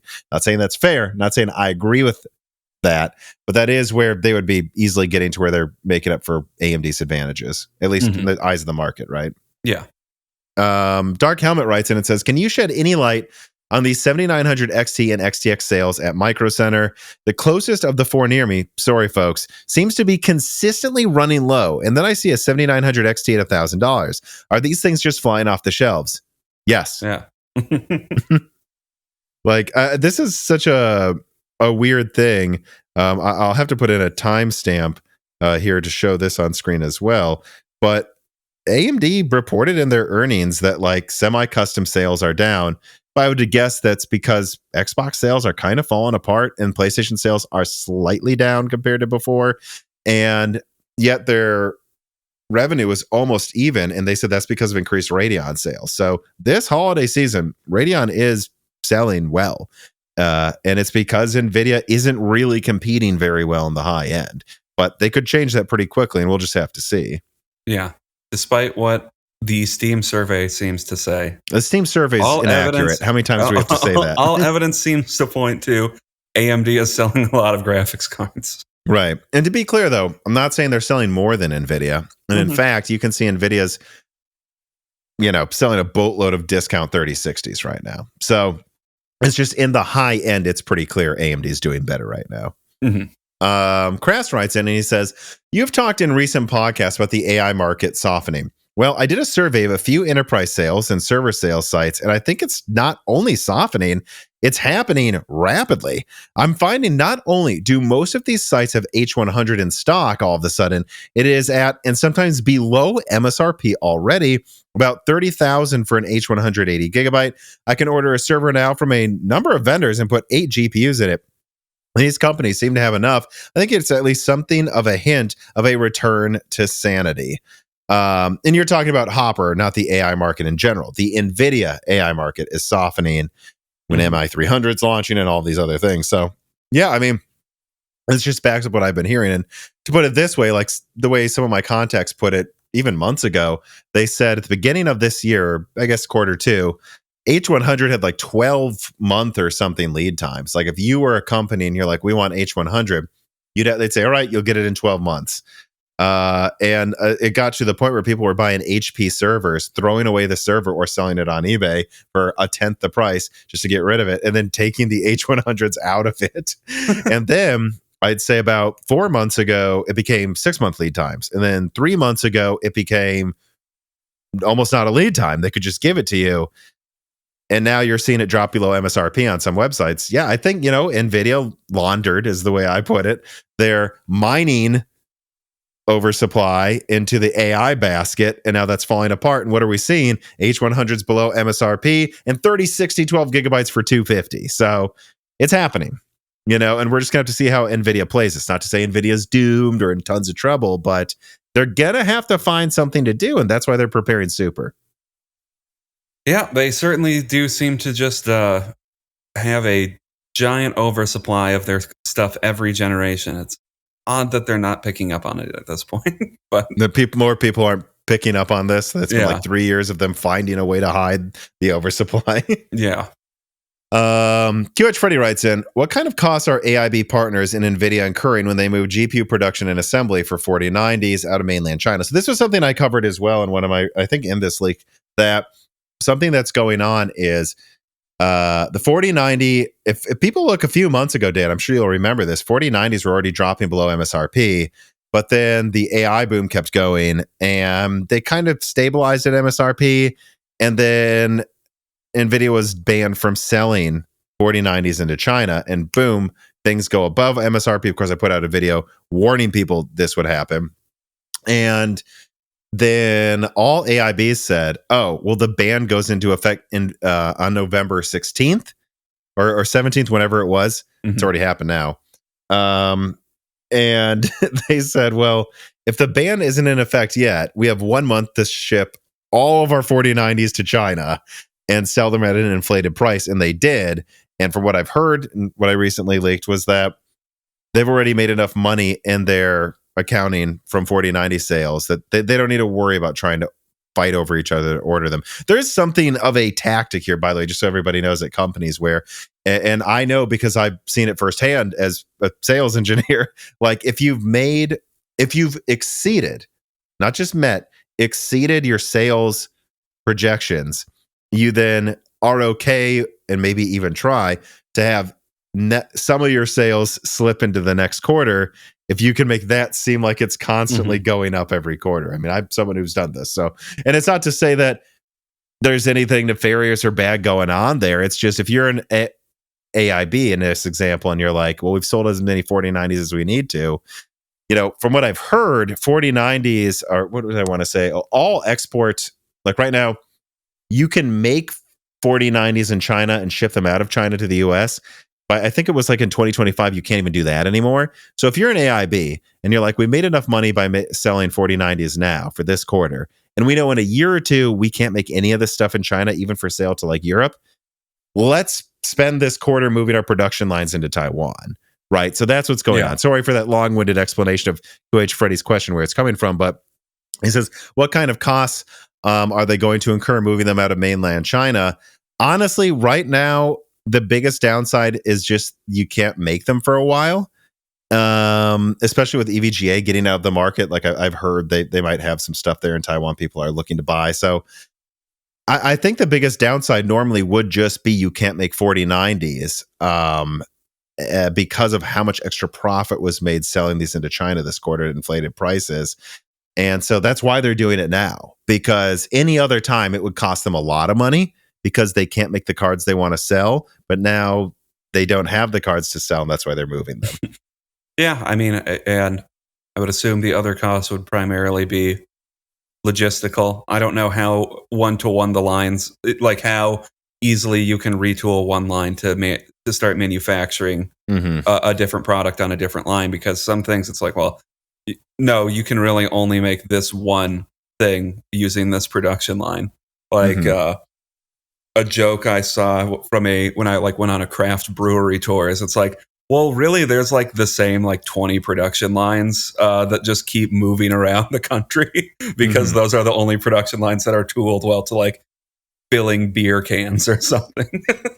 Well, so, moving that might be, they might have to move it and that might be expensive, or they might have to, spend millions of dollars coming up with some other production line somewhere in Taiwan or something.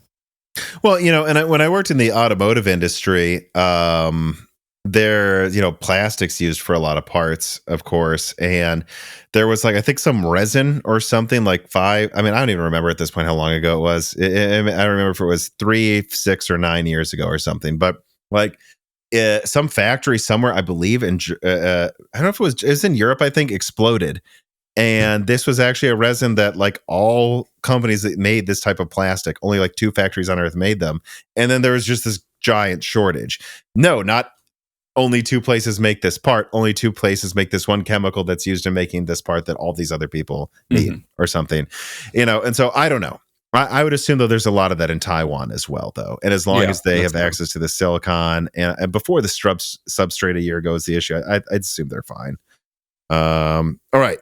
Now let us move on to the final story of this episode with story number 7, RDNA 4 performance and pricing update. In the last Broken Silicon guest episode with Brian from Tech Yes City, check it out, everybody, we leaked performance estimates and price targets for the current, for what we expect out of RDNA 4 currently, those being that it should perform above a 7900 XT and with pricing expected to hit mid-range levels. That is to say, and I've had it confirmed to be further since that episode came out, between $400 and $600. If I had to guess, the die for this product, a $400 to $600 graphics card that beats the 7900 XT, and from what I'm hearing, by the way, could be around a 4080 as well, or better. It's probably between 250 to 350 millimeters squared of TSMC 4 nanometers silicon, and I think that's not that crazy at all for beating the 7900 XT. See, a lot of people look at the 7900 XT, or I'm told it could even match or beat the 7900 XTX, by the way, and they go, well, that's 300 millimeters squared of 5 nanometer. And I think it's like what, like 210, 220 millimeter squared of 6 nanometer silicon. Like, how could you possibly make something between 250 to 350 millimeter squared that matches that? And you have to remember, first of all, the barrier of beating the 7900 XT, that's pretty heavily cut down. So even clearing that bar at around 300 millimeter squared wouldn't be crazy.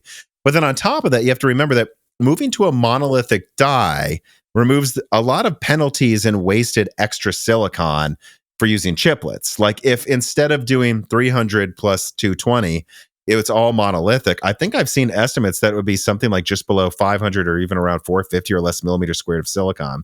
Right. So now we're already pretty much in the ballpark, right? We're getting close to the ballpark of what I've suggested already. And then you have to remember, with faster GDDR, you can use a 256-bit bus instead of a 320 or 384-bit bus. Mm-hmm. That right there can remove another like 50 to 90 millimeter squared of silicon at a certain point.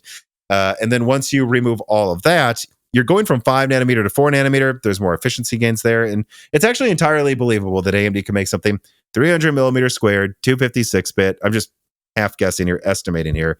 That performs at like Navi 31. In fact, to make an exact comparison from the past, remember that the 5700 XT competed with the Radeon 7 that it basically replaced, and the die size differential is actually pretty close to what I just described. So AMD's done this before. I talked to people in the YouTube comments, like, how could AMD make and again, it might even be 7900 XTX, but like 7900 XT with like 2/3 the silicon or something, and it's like, better silicon that have better yields with faster memory that requires a smaller bus. They do this every other generation or something. So, or every generation really. So yeah, I mean, I think that's what RDNA 4 is going to be, people, between a 7900 XT and a 4080 Super. So somewhere around there for $400 to $600. And yeah, I think it probably will have ray tracing just below Lovelace though. Relatively speaking, that's the only other thing I would say, which also means, by the way, if it loses in ray tracing to Lovelace, yeah, you would hope the die would be smaller for the same raster performance then, right? I mean, all right. Anyways, what did you think about all this?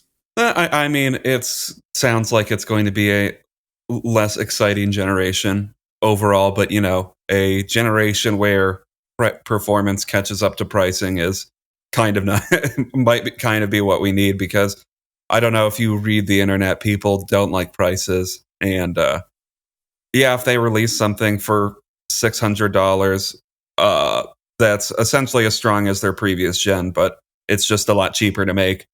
I think you would have a lot of people excited to be able to get 7900 XT to 4080 Super performance, because that's still mostly 4K 120 anyways. The only thing I would say is it's disappointing if they're still not making leaps with ray tracing, because if they they should make a leap, but I don't think it's going to be a Lovelace like one, or it's not going to beat Lovelace. I don't think. I'm not sure. Because if it ended up beating or at least tying Lovelace, that would show to me that AMD is at least on the road to catching up to Nvidia when it comes to ray tracing.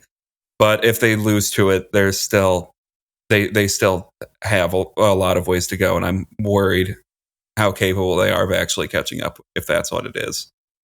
Well, on a recent die shrink, actually, where Carbon Cry talked to me about all of the recent hot chip stuff, he made a very interesting point about how until AMD has the bandwidth and the knowledge and the backing of, frankly, PlayStation and Xbox to go for ray tracing hard, so they know they'll get the dev support for it and they don't have to pay all of them to program it well.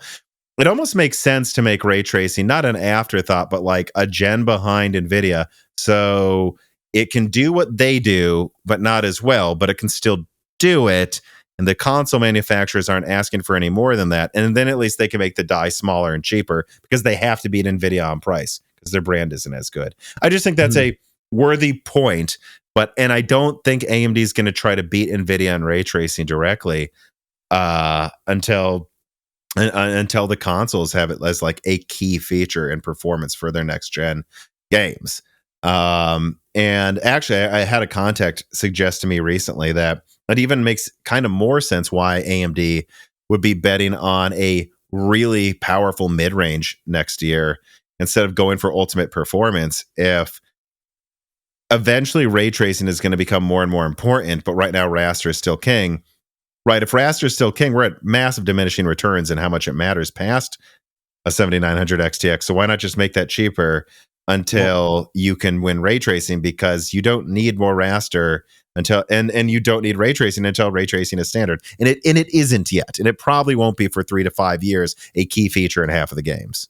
Yeah, I mean, I would guess it's at least 2 generations from now where it starts truly becoming a key feature that, like just complete path tracing. I don't see it being a big feature, possibly being a big feature for like 2 or 3 generations. And then doing mixed raster ray tracing is really not going to be there at like mainstream or mid-tier gaming until probably 2 gens from now. And that might coincide about with when the new consoles come out, which would be line up perfectly for AMD. And yeah, I mean, I was just going to say, if Nvidia is still trying to go for ultimate performance next generation, it might fall flat. I think they are. It might fall flat because look at the 4090, look at its benchmarks. Games are becoming CPU bound on the 4090 pretty clearly, even in 4K. If they try to go for another like 50% performance, which I think they will, I mean, you might not even see the benefit of that in half of the PCs out there. Point. Yeah, that's a good point. QH Freddy writes him, and he says, can AMD's move away from MCM with RDNA 4 be explained by the high demand for MCM, so multiple chips, chiplets, and other designs driving up the assembly process cost to where they are unattractive for consumer products, but when they were planning RDNA 3, maybe using chiplets was more cost effective before MI300, Hopper, and everything else started using the same tech. Would it have been better for AMD in the long-term competition with Nvidia to have actually held off, therefore, on going past monolithic until they didn't have another option until now? Because it seems like Lovelace has proven you can still get similar performance and almost similar price performance by going monolithic. And RDNA 4, if it's better price performance, would prove monolithic can be cheaper as well. I think there's some truth to that. I got some pushback actually that not all of the stuff being used to make MI300 would compete with the assembly line for RDNA 3. And so it's not really a one-to-one. Mm-hmm. What I would say, though, is personally, I think the main reason AMD would cancel top RDNA 4, which you've already talked about, the 8900 XTX that used Navi 4C, I leaked. I did not lick it because I've not seen it in person, but I leaked a schematic for Navi 4C. And I think, they just looked at that and they said, so let's get this straight. Next year, we're going to launch Zen 5, Turin Dense, Hawkpoint, Strix. And then we're going to, in the next year, do Strix, Halo, Kraken, Escher, Fire Range. I mean, it's very clear we have a lot of stuff we're launching, and a lot of it's around mobile. Do we really need more than the 8800 XT or whatever? Because that's basically the biggest monolithic die we're going to make that fits in mobile easily. Shouldn't we just make sure that's perfect and comes out on time next to Strix Point so we can make Strix RDNA 4 laptops, right? Like, I think that's also just a major thing here and then PlayStation 5 Pro. Number one is taking mobile market share from Intel next year, and then also making sure Sony's happy. And then on top of that, I mean, raster seems like it's kind of maxed out for most people in what they want. If it is, we don't even need more than the mid-range. I honestly think that's what they're thinking here. And could they have gotten it working? They probably could have, but it took a ton of money, and it'd be better to just launch any of these products I just mentioned, or even MI400 on time. This before we even talk about competing with packaging assembly lines. Yeah, if like Nvidia puts out like a 5090 that doubles, that gets 50% better raster performance and like 60 or 70% better ray tracing performance or something, there's at least a new benefit you're getting out of that, even if the raster performance is kind of going down the drain at a certain point. The same argument can't be made for AMD, where if they do the same thing and they have something that's, say, I don't know, 10 to 20% behind the 5090, but it's still like half of what the 5090 is in ray tracing or something, well then you're just spending more money for a product that really can't deliver you that much more than what's already on the market. Like, so I mean, yeah, it makes sense why they would axe that. And it sounds like it's complicated and expensive. And the first time they did MCM on GPUs didn't necessarily work out very well. And I don't know if that's because of MCM, but maybe there is teething issues with it. Right. And well, they have a design ready to go that they think might mostly fix it. I mean, do you want to run into potential issues, or again, put all of your money into RDNA 4 monolithic, which also is perfectly ready for the PlayStation 5 Pro and all these laptops, and then just you'll save money to make sure that not only MI400 comes out on time for AI customers, but you could save money on MCM RDNA 5. Maybe you could come out just 1 year after RDNA 4. I mean, there's a lot of reasons why they honestly would do this. Hoosier writes in, assumedly from the state of Indiana, and says, so RDNA... What? You would think. You would think so. So RDNA 3 missed its expected performance targets. Will RDNA 4 make up for that? Will RDNA 4 have the same expected performance gains over RDNA 2 as before the RDNA 3 issues were known? You know, and I've seen these questions asked multiple times in the past. Like, you know, if RDNA 3 was expected to be 50 to 100% better than RDNA 2, which technically, when I said 50%, that's the 6900 XT. They hit that. So if they were trying for that, and then I was expecting RDNA 4 to be something, I think I said 30 to 60% better than that, does that still make it? I mean, I don't know. Let me do let's call it 1.75 times 1.45. Like, do you still expect to be 2.5 times better than the 6900 XT? You know, I usually just kind of avoided these questions because I prefer to just answer a more specific one. But I thought of a good answer to this today when someone asked this for this episode. And it's that if something went wrong with RDNA 3's architecture, which it did, that caused it to perform about 20% worse than expected, at least at the power consumption level they shipped it at, why would that not affect RDNA 4's uplift over RDNA 2? If something went wrong with RDNA 3, then my projections for 4 over 3 probably remain. But those gains weren't made in 3. It's not like these things are like, you know, they're not magic. Something went wrong. Maybe RDNA 4 does stuff that more than makes up for what went wrong before. It's possible, but there's no reason to assume that. Yeah.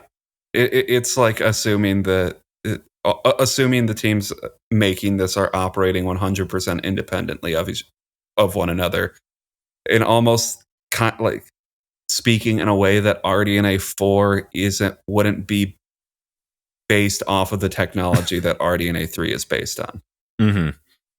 And I would just add on to that and go, I don't remember leaking any specs for RDNA 5. RDNA. Yeah, I don't. Well, I mean, I guess I have by now, but you know, a year or so ago when I said 4 over 2, I remember it being like, what generally do you expect from engineers? You know, what's the speed up of 4 over 3? You know, it's not like they were just like, this will definitely be this much better than 2. Remember, my initial RDNA 3 leaks were basically, I think I said minimum 40% increase over the 6900 XT, most likely at least 50%, and some people are hoping we can hit 100%. That was multiple different people estimating based on what they've seen in simulations and what they've seen in the specs proposed in the meetings they were in. I mean, RDNA 4 was even farther away at that point. I just remember assuming that, and I think RDNA 4 has changed by now. I mean, the RDNA 4 of the time was expected to be a smaller increase than 3, but come out quicker. And it's seemingly not really that way at all anymore. So I can't really answer anything that was said a while ago because enough things have changed that, you know, and here's a good example too of how these things can happen. My understanding is RDNA 1 was kind of like they cut off final development of the RDNA architecture before, you don't say before it's done, but before they kind of accomplished all of the things they wanted to, because the mid-range dies were above expectation. The high-end dies had performance issues, and they're like, cut them, launch the 5700 XT. And then RDNA 2 from how I've heard some people describe it, it was almost like just RDNA 1.5. That's why it could come out 1 year after RDNA 1. They finished Infinity Cache and tweaked a few things. That's it. The IPC, the per compute unit performance of 2 and 1 is the same, but they called it RDNA 2. And all these things, the PlayStation 5, the Xbox Series X, Steam Deck, all of these things have really different variants of these RDNA architectures that are above 1. So I don't know, guy. I don't think you can just look at it as this was the target. It can't change here. Just enough things change from where we talk about that, where we just go, when we're talking about what you should expect out of RDNA 4, it's not worth talking about what's changed from 3 years ago. Let's just say they expect to have a mid-range die that matches Navi 31 performance. There. That's what you should expect. And let's not get caught up in moving targets from years ago. Deadeyes 117 writes in and says, I think it would be a mistake for AMD to call their top gen card for their top card for their next gen RDNA 4, the 8800 XT, if it is comparable in performance to the 4080. I think a lot of people would basically see it as AMD being a full generation behind Nvidia. Whether it actually should matter or not, the names of these products definitely do influence people's perceptions. Seems like the best move would be to call something that trades blows with a 4080 the 8700 XT, so it's perceived as a big leap over either brand's last gen offerings from their marketing naming tier. Hopefully their counterparts this counteracts any bad press AMD would have at the Halo tier compared to Nvidia. The only downside is I see maybe people would be seeing an 8800 XT branded card being so cheap. I think the optics of the 48 comparison would be worse. What do you think? Well, I think, guys, these names come down to what they think they can get away with. I mean, that's all it is. The 4080, from my perspective, should be called maybe the 4070 Ti for $900 is what should have happened. And there's going to be people that say, it should be $900. You're crazy.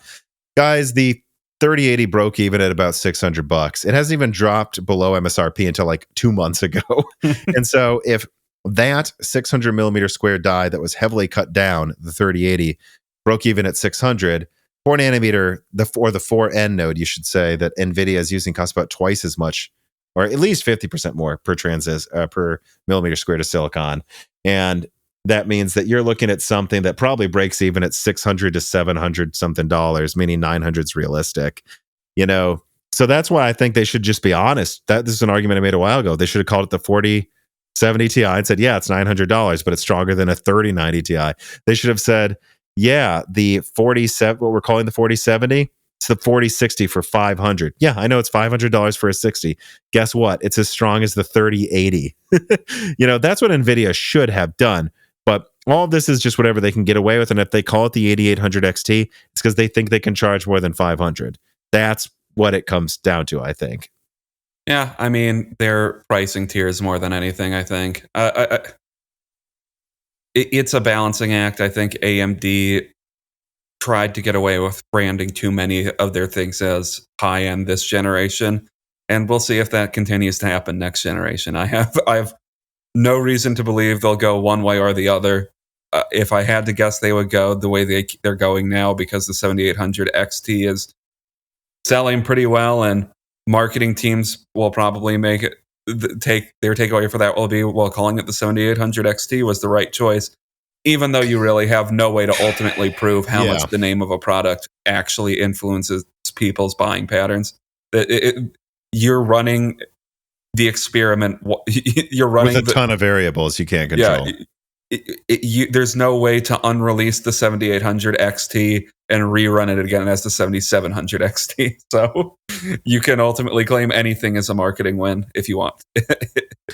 Well, if I hear sometimes people in marketing tell me that half of their job is just figuring out a way to prove they were right about how they marketed it, and they can kind of make anything look like that.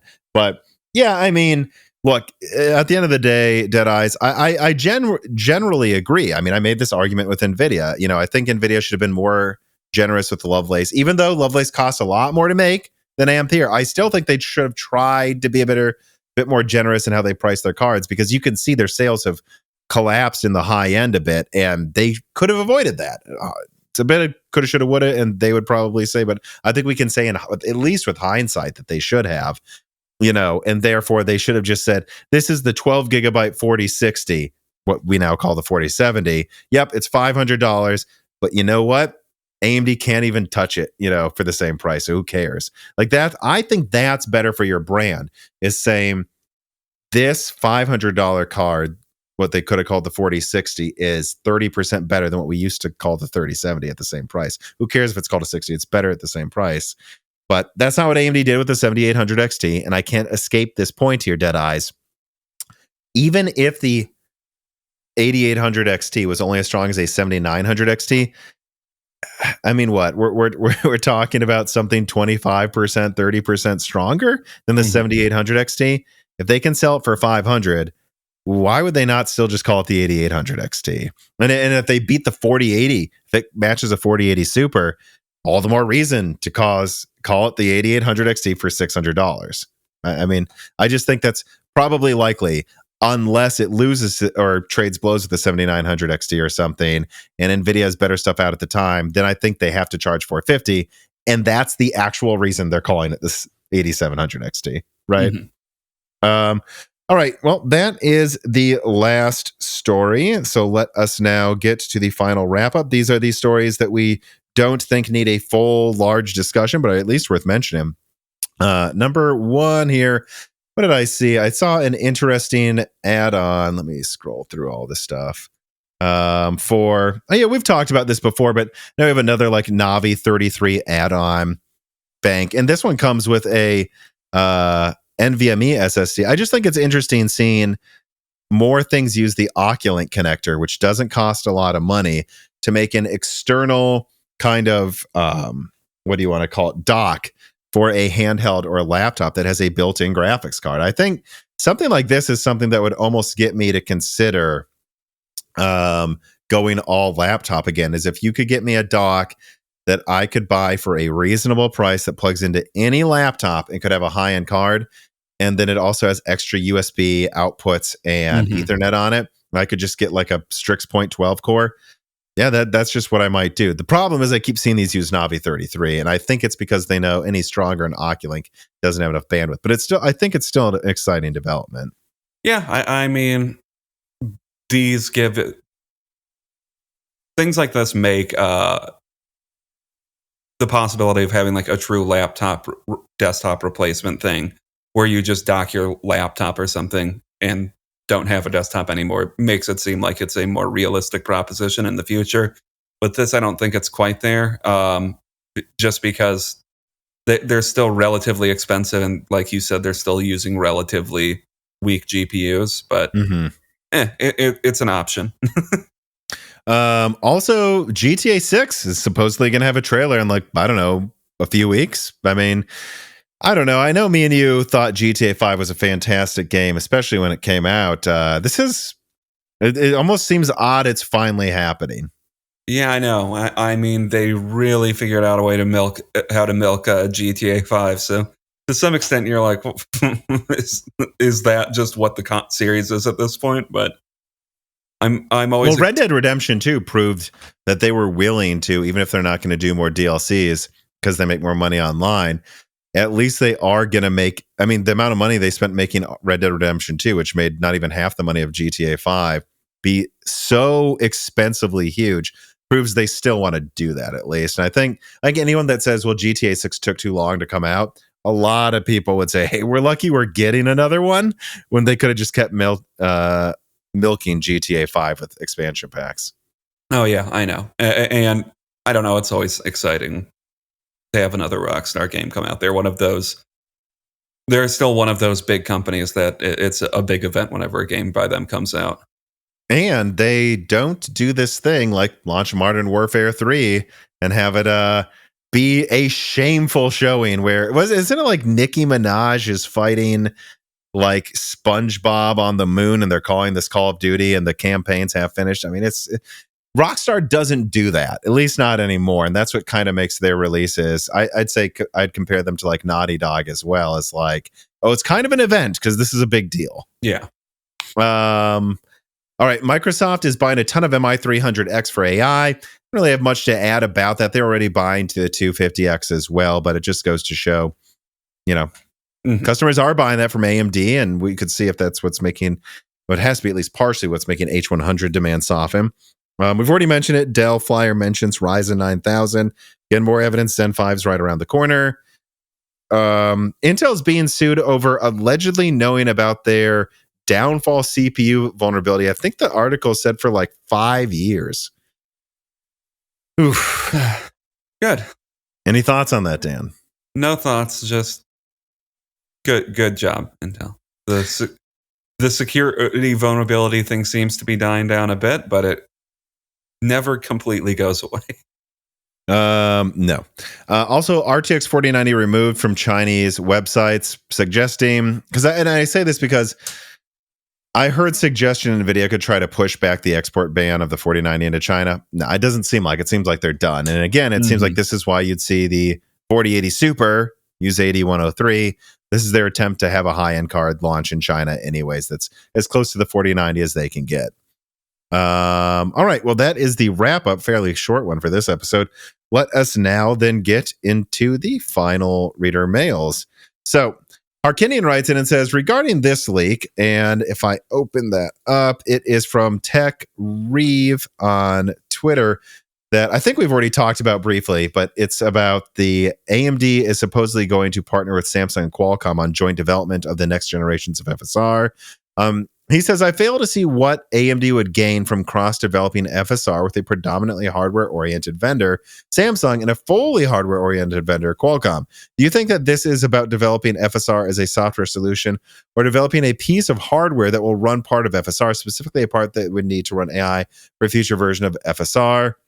Well, so first of all, Samsung and Qualcomm have a lot of experience in image upscaling and interpolation, including in machine learning algorithms and also for things like camera apps on phones. So I think it's kind of a natural thing for AMD to want to partner with them from that perspective. And then also AMD has a lot of software experience on the other hand. And so, yeah, I mean, I would think Samsung and Qualcomm would want to work directly with AMD on whatever the best third-party upscaling tech is, which is pretty much FSR, right? And try to make it as good as possible so they can just make it a package with their products. I mean, they sound, to me, it sounds like their interests are naturally aligned with each other. But and don't forget this. I've leaked this. You know, AMD's working on a version of FSR that has hardware accelerated. They make hardware. They're going to want to maybe see if there's little things they can do to make sure their hardware accelerates it in a similar way, right? And again, that'll be really interesting. This is a blast from the past, like a conversation from a year ago on Broken Silicon, but me and you talking about how it seems like some version of RDNA, maybe 3, 3.5, 4, maybe all of the above, and 4 does it better than 3, has a way of hardware accelerating the next generation of FSR. Not 2, but maybe 3. Or I guess what they call it 4, because 3 is just their, yeah, that probably would be then 4. And, you know, they'll have a way they do it and they get a head start because they are part on the ground floor of making FSR. And so RDNA 3 may get to accelerate it that way. It'd be interesting, though, if they then go to NVIDIA. By the way, Tensor cores can accelerate FSR 4.0, but you have to program it yourself and help us develop FSR. I think that's going to be the interesting thing. And I think, you know, again, to add on to bring it back to Harkinian's question, that's why you would see AMD partnering with Samsung and Qualcomm. They probably have a way of accelerating FSR 4.0 with RDNA 3 and 3.5 and so on and so forth. And they're going to leave openings for other people to add their little Lego pieces of hardware acceleration that leverage FSR 4. Samsung and Qualcomm probably want to get in on this now, help them develop it, and also make sure their hardware has a way to hardware accelerate it.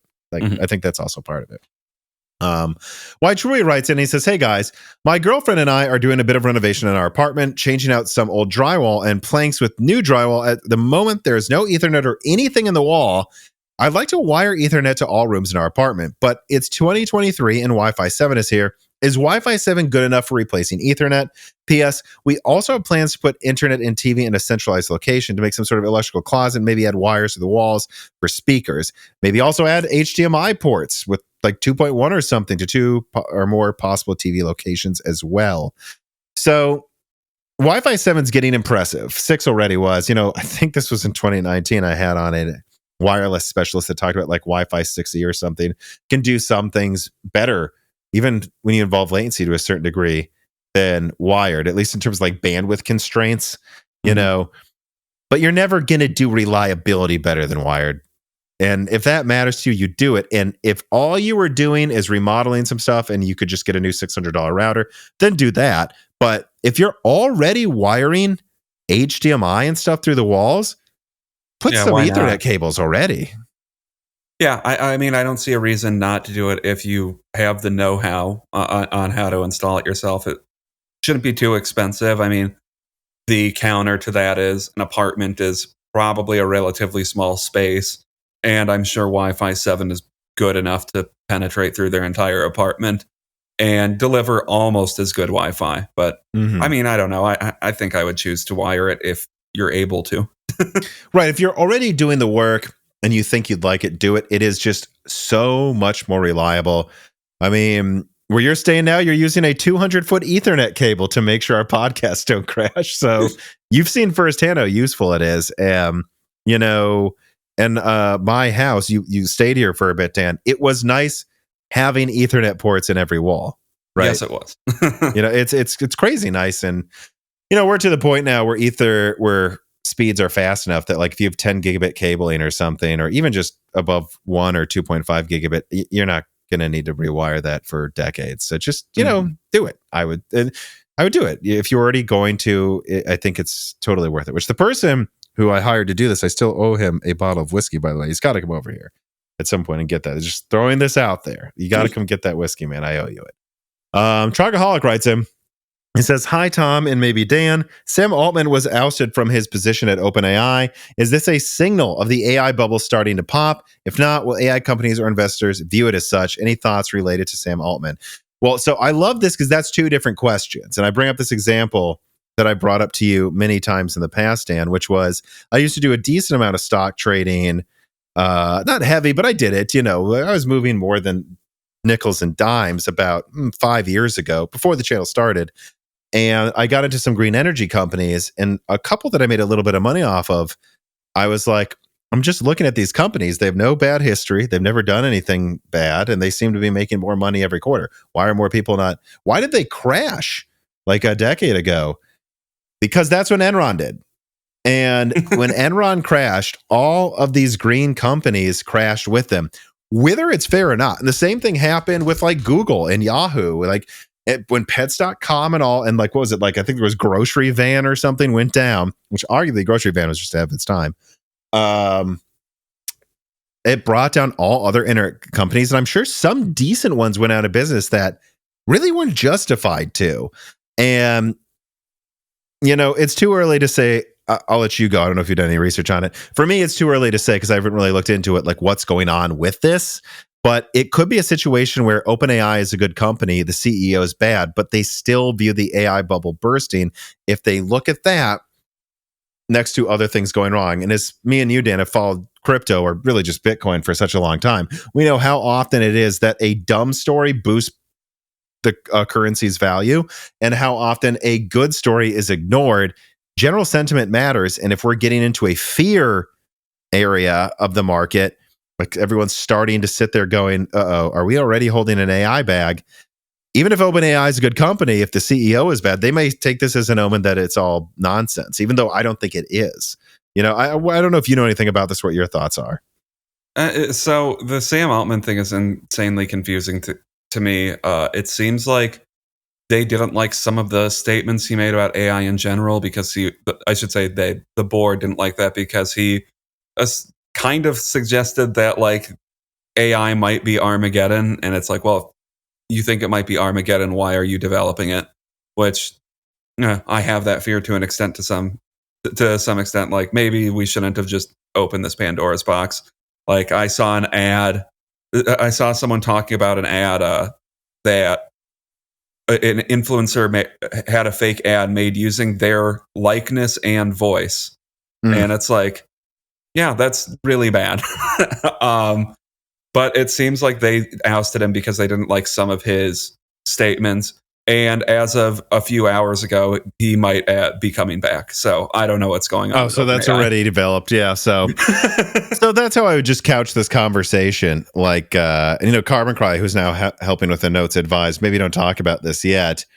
All I would say is my answer isn't about what's going on with him. My answer just is, Do keep in mind that if the AI bubble bursts, it might be well after it should have or before it should have, and people could price in negative news just because they're in a bad mood about the market and look for reasons to say AI is collapsing when it may have nothing to do with it. I saw green energy companies collapse when Enron did that had nothing to do with Enron and are still healthy companies to this day that didn't recover until like 5 years ago. All right. Well, that is all of the reader mails, all of the stories, and all of the minor stories from this episode. I don't really have much else to say. I've got to get downstairs and eat dinner with my girlfriend and have some, well, I don't think it'll be a cake. I think she's trying to make an Oreo pie, so that'll be exciting. But, I guess happy birthday to me, and any final words, Dan?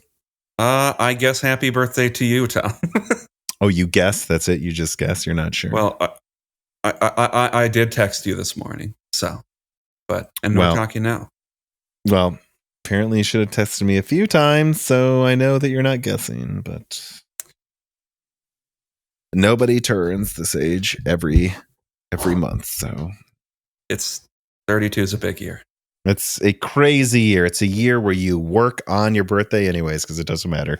All right. Well, thank you everybody again for watching, for listening. Remember, subscribe to Moore's Law is Dead on YouTube. Ring the bell button. Also, remember, if you subscribe to the Moore's Law is Dead Patreon, you have already gotten this actually early and ad-free. And you'll get access to podcasts like Die Shrink. We just had a new one come out now where I took a bet on RDNA for his performance with a fan.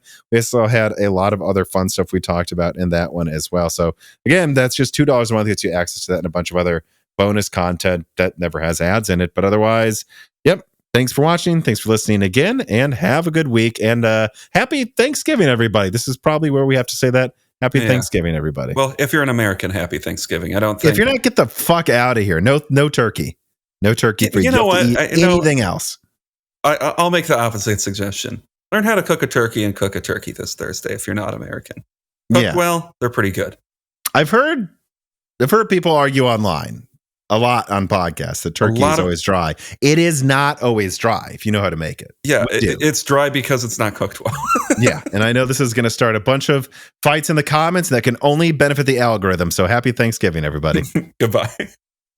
This podcast was brought to you by the YouTube channel and website Moore's Law is Dead. Moore's Law is Dead and Broken Silicon are trademarks of their creator, Tom.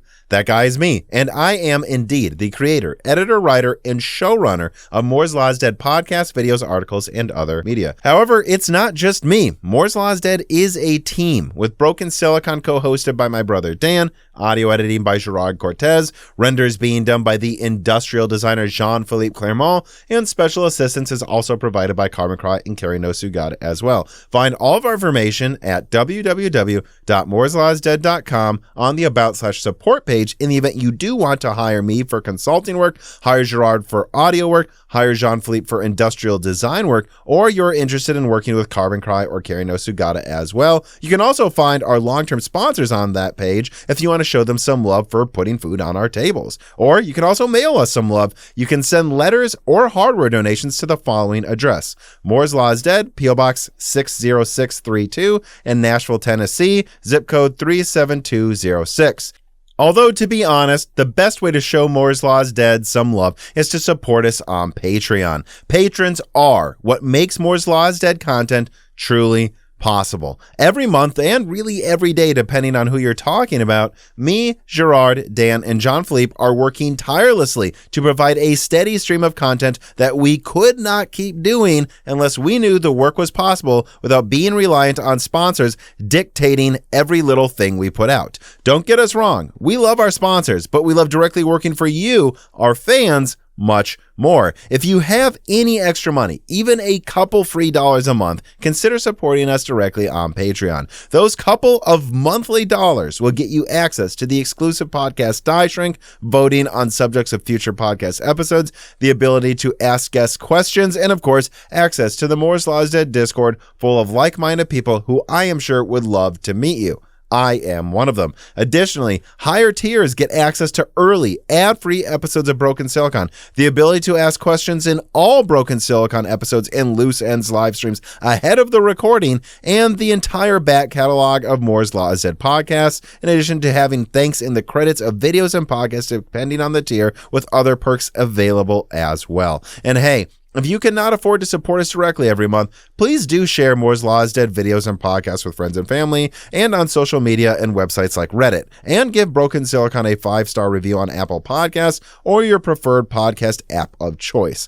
All of this does really help us so much. But like I said, this podcast would not be possible without the patrons directly providing predictable and reliable support every month. And so now it is time to give a personal thanks to the greatest of the fans. The following supporters are at the 10 gigahertz or higher supported levels: Brad Medlin, Drita Foles, Z Jits, Daniel D, Ian Clifford, Aaron Close, Jan Rauner, Daniel Haig, GZ Ziggy, Brian Riggleman, MJB1, Sam Miller, Deke, SNES Chalmers, Nicholas Buckner, Jem Ferrier, Malcolm Alev, Jensen Wang, Andrew S, Gregorius Hacker, Sarcastro, Evan Dingle, Hard4Room.com, Chris Rich, Greg Wanchek, 3DS by 08, Al Buma, Compressed Earthblocks, Shredbird, Dr. Foreman, Benjamin Cannon, Jonathan Blake, Franco Frederic, Holden Mobley, Jake Dude 23, Jake Martin, Sammy Malas, Slicky, Jordan Simkovic, Stephen Hart, William Leaked, Meat and Pork, The Boss Haas, Tim Robb, Penta Wenta, Travis Gooding, Stefan, Mad, Zutsu Taylor, Stephen Coates, Roger Davies, Michael McGee, Greg, Patrick Groh, Amiable Chief, Tommy, Mark Mitchell, Aishan, Mark Raidmaker, James Anderson, Cole Addict, Judson N, Chrysantine, Colin Tadards, The Eternal Dreamers, Cameron, Wesley Sager, Henry Zhang, Nithra Zing, Mitchell Pell, D31337 Antics, Hexapuma, Toka, Reginald Ari, T. Cottom, Jackson Miller, JSMMH, Game Sense Reagan, Jeff Saylor, Loophole 35, Windstar, James I, Raider, Corey Leonard, Little Jeremy Shea, Milton, Postmedia, Dave Schultz, Melodic Warrior, Mac Daffy, Stephen Dick, Chuck Glidden, Brett Jones, Austin Haggerty, Justin Bustle, I711700K, Jamie Witters, Joefoot, Hardland, Slushbot, C2, My Sharona, Earth Taurus, Jansen Angima, Joseph Kelly, Samuel Park, Keith Moore, Himsa Gung, Tails2299, me, Val Vega, John Menti CZ, Sisyphos, The Forbidden Juice, Per Leaktman, RB Racer, AC, Richard Cowgill, Win Wang, Michael Cozy, Dr. J Mad, Alex Vega, Free D, Brian Wright, John Swin, Joe LaMartina, Kickham, Albergun, Solarize 80, Thalo 215, Matthew Marlowe, Raisin Biscuit, Rennick 1988, Jeff Johnson, Rowan McKechnie, Cornstar 2671, and of course, thank you to Sahara for the music.